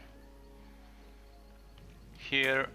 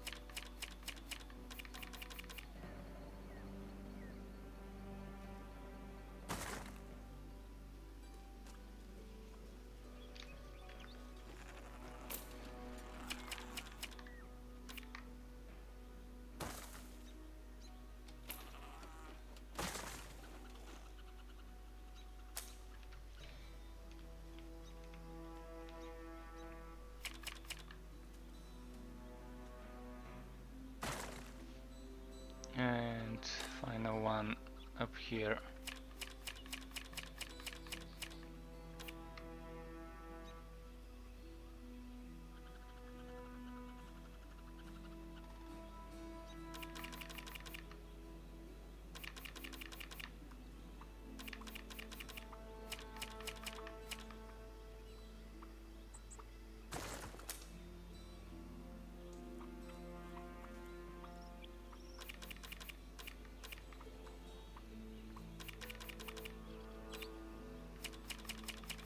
Damn, this is probably better off that way.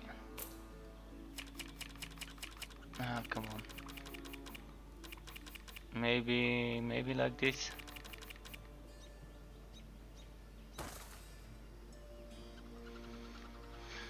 Alright. I think this is fine. And now rugs for the rest. I still need my easy open hatch. It's gonna be hidden here. My trapdoor.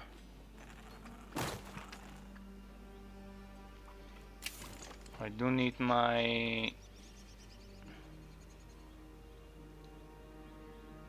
weapon racks. Where were my weapon racks? Should be somewhere here. Maybe it's in odds and ends. Oh, I wanna put this one somewhere. What does it look like? Okay, it doesn't look so bad.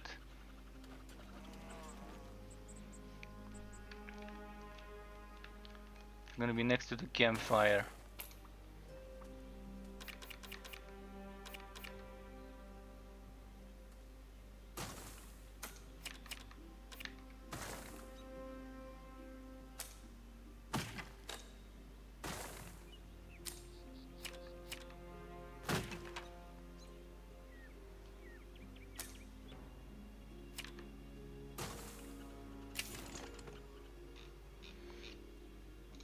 We need a bucket somewhere around here, and a bucket around, where is the smelter? Around here.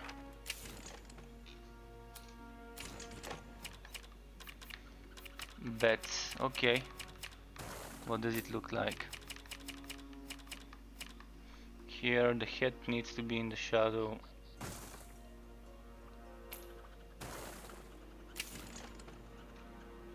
Oh, the weird bathtub, dude, I always wanted to see what this would be like, so let's place the weird bathtub, maybe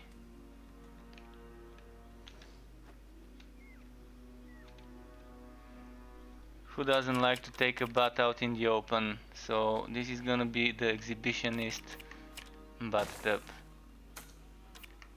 It's more of a instead of an actual bathtub, it's gonna be like a structure, a piece of artwork.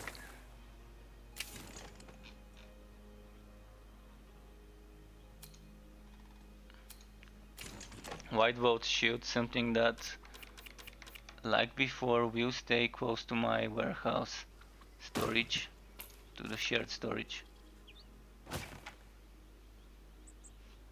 It's probably gonna be hard to move there, so I'm gonna move this a bit like that.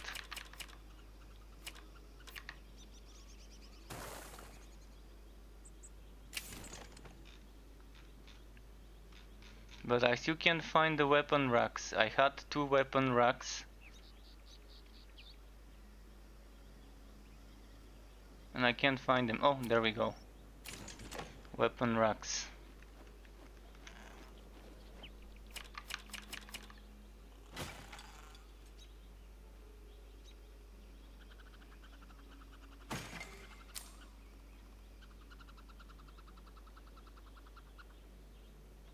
No, this is not gonna be here. This is gonna be here somewhere.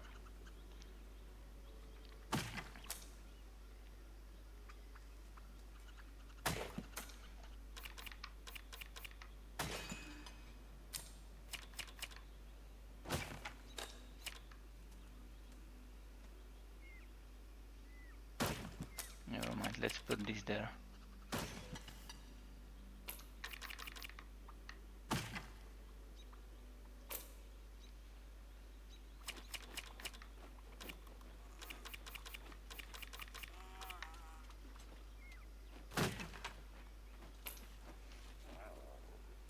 Can you almost play cause I gotta go soon and I rely upna get it before I have to go.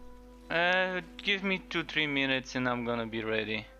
2-3 minutes. And yeah, for anyone that's watching, guys, 2-3 more minutes and I'm gonna be stopping the stream. But thanks for sticking with me, especially during this boring part where I'm not playing the game.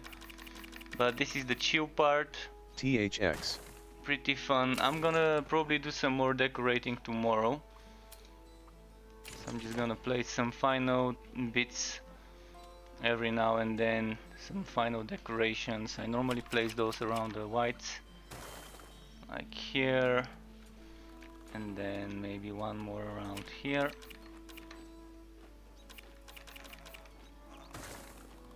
See you later.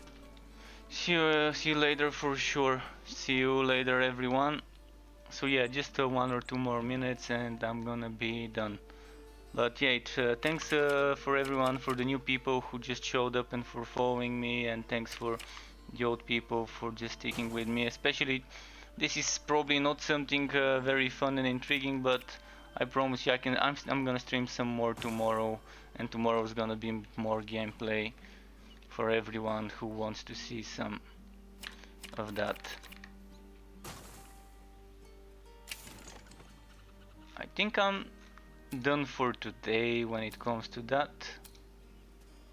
I'm gonna put some nature stuff and things like that tomorrow. For now, just maybe a quick rock pattern or so. And this table maybe doesn't belong here and should probably be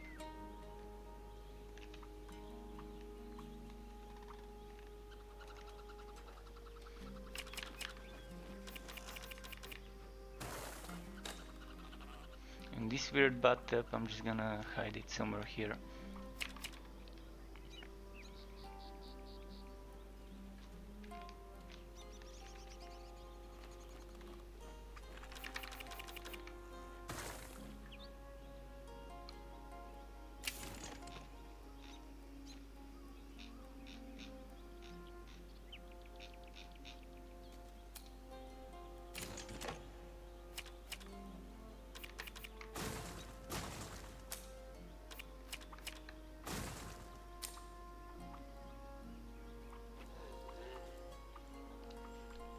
Okay, those cave rocks, only need 1 of them.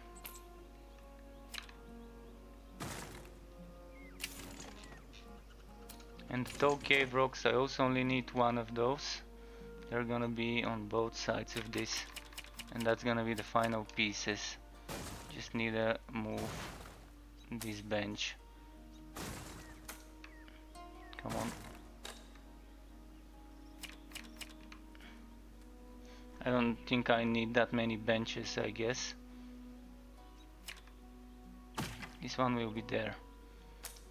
So putting one of the rocks around here. Putting this one like that. And putting the other pile of rocks around here. And this thing here. And we also have a place for, I think it was here, this jute.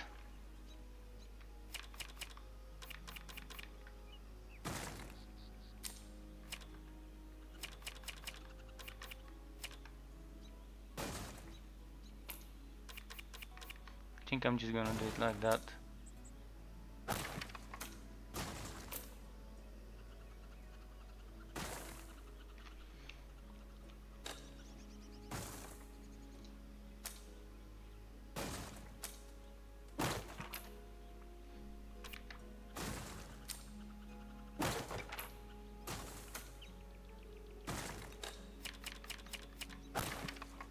There we go. Done. That's it for now. Again, thanks everyone for watching. Keep it cool. Until next time, and have fun everyone. Goodbye.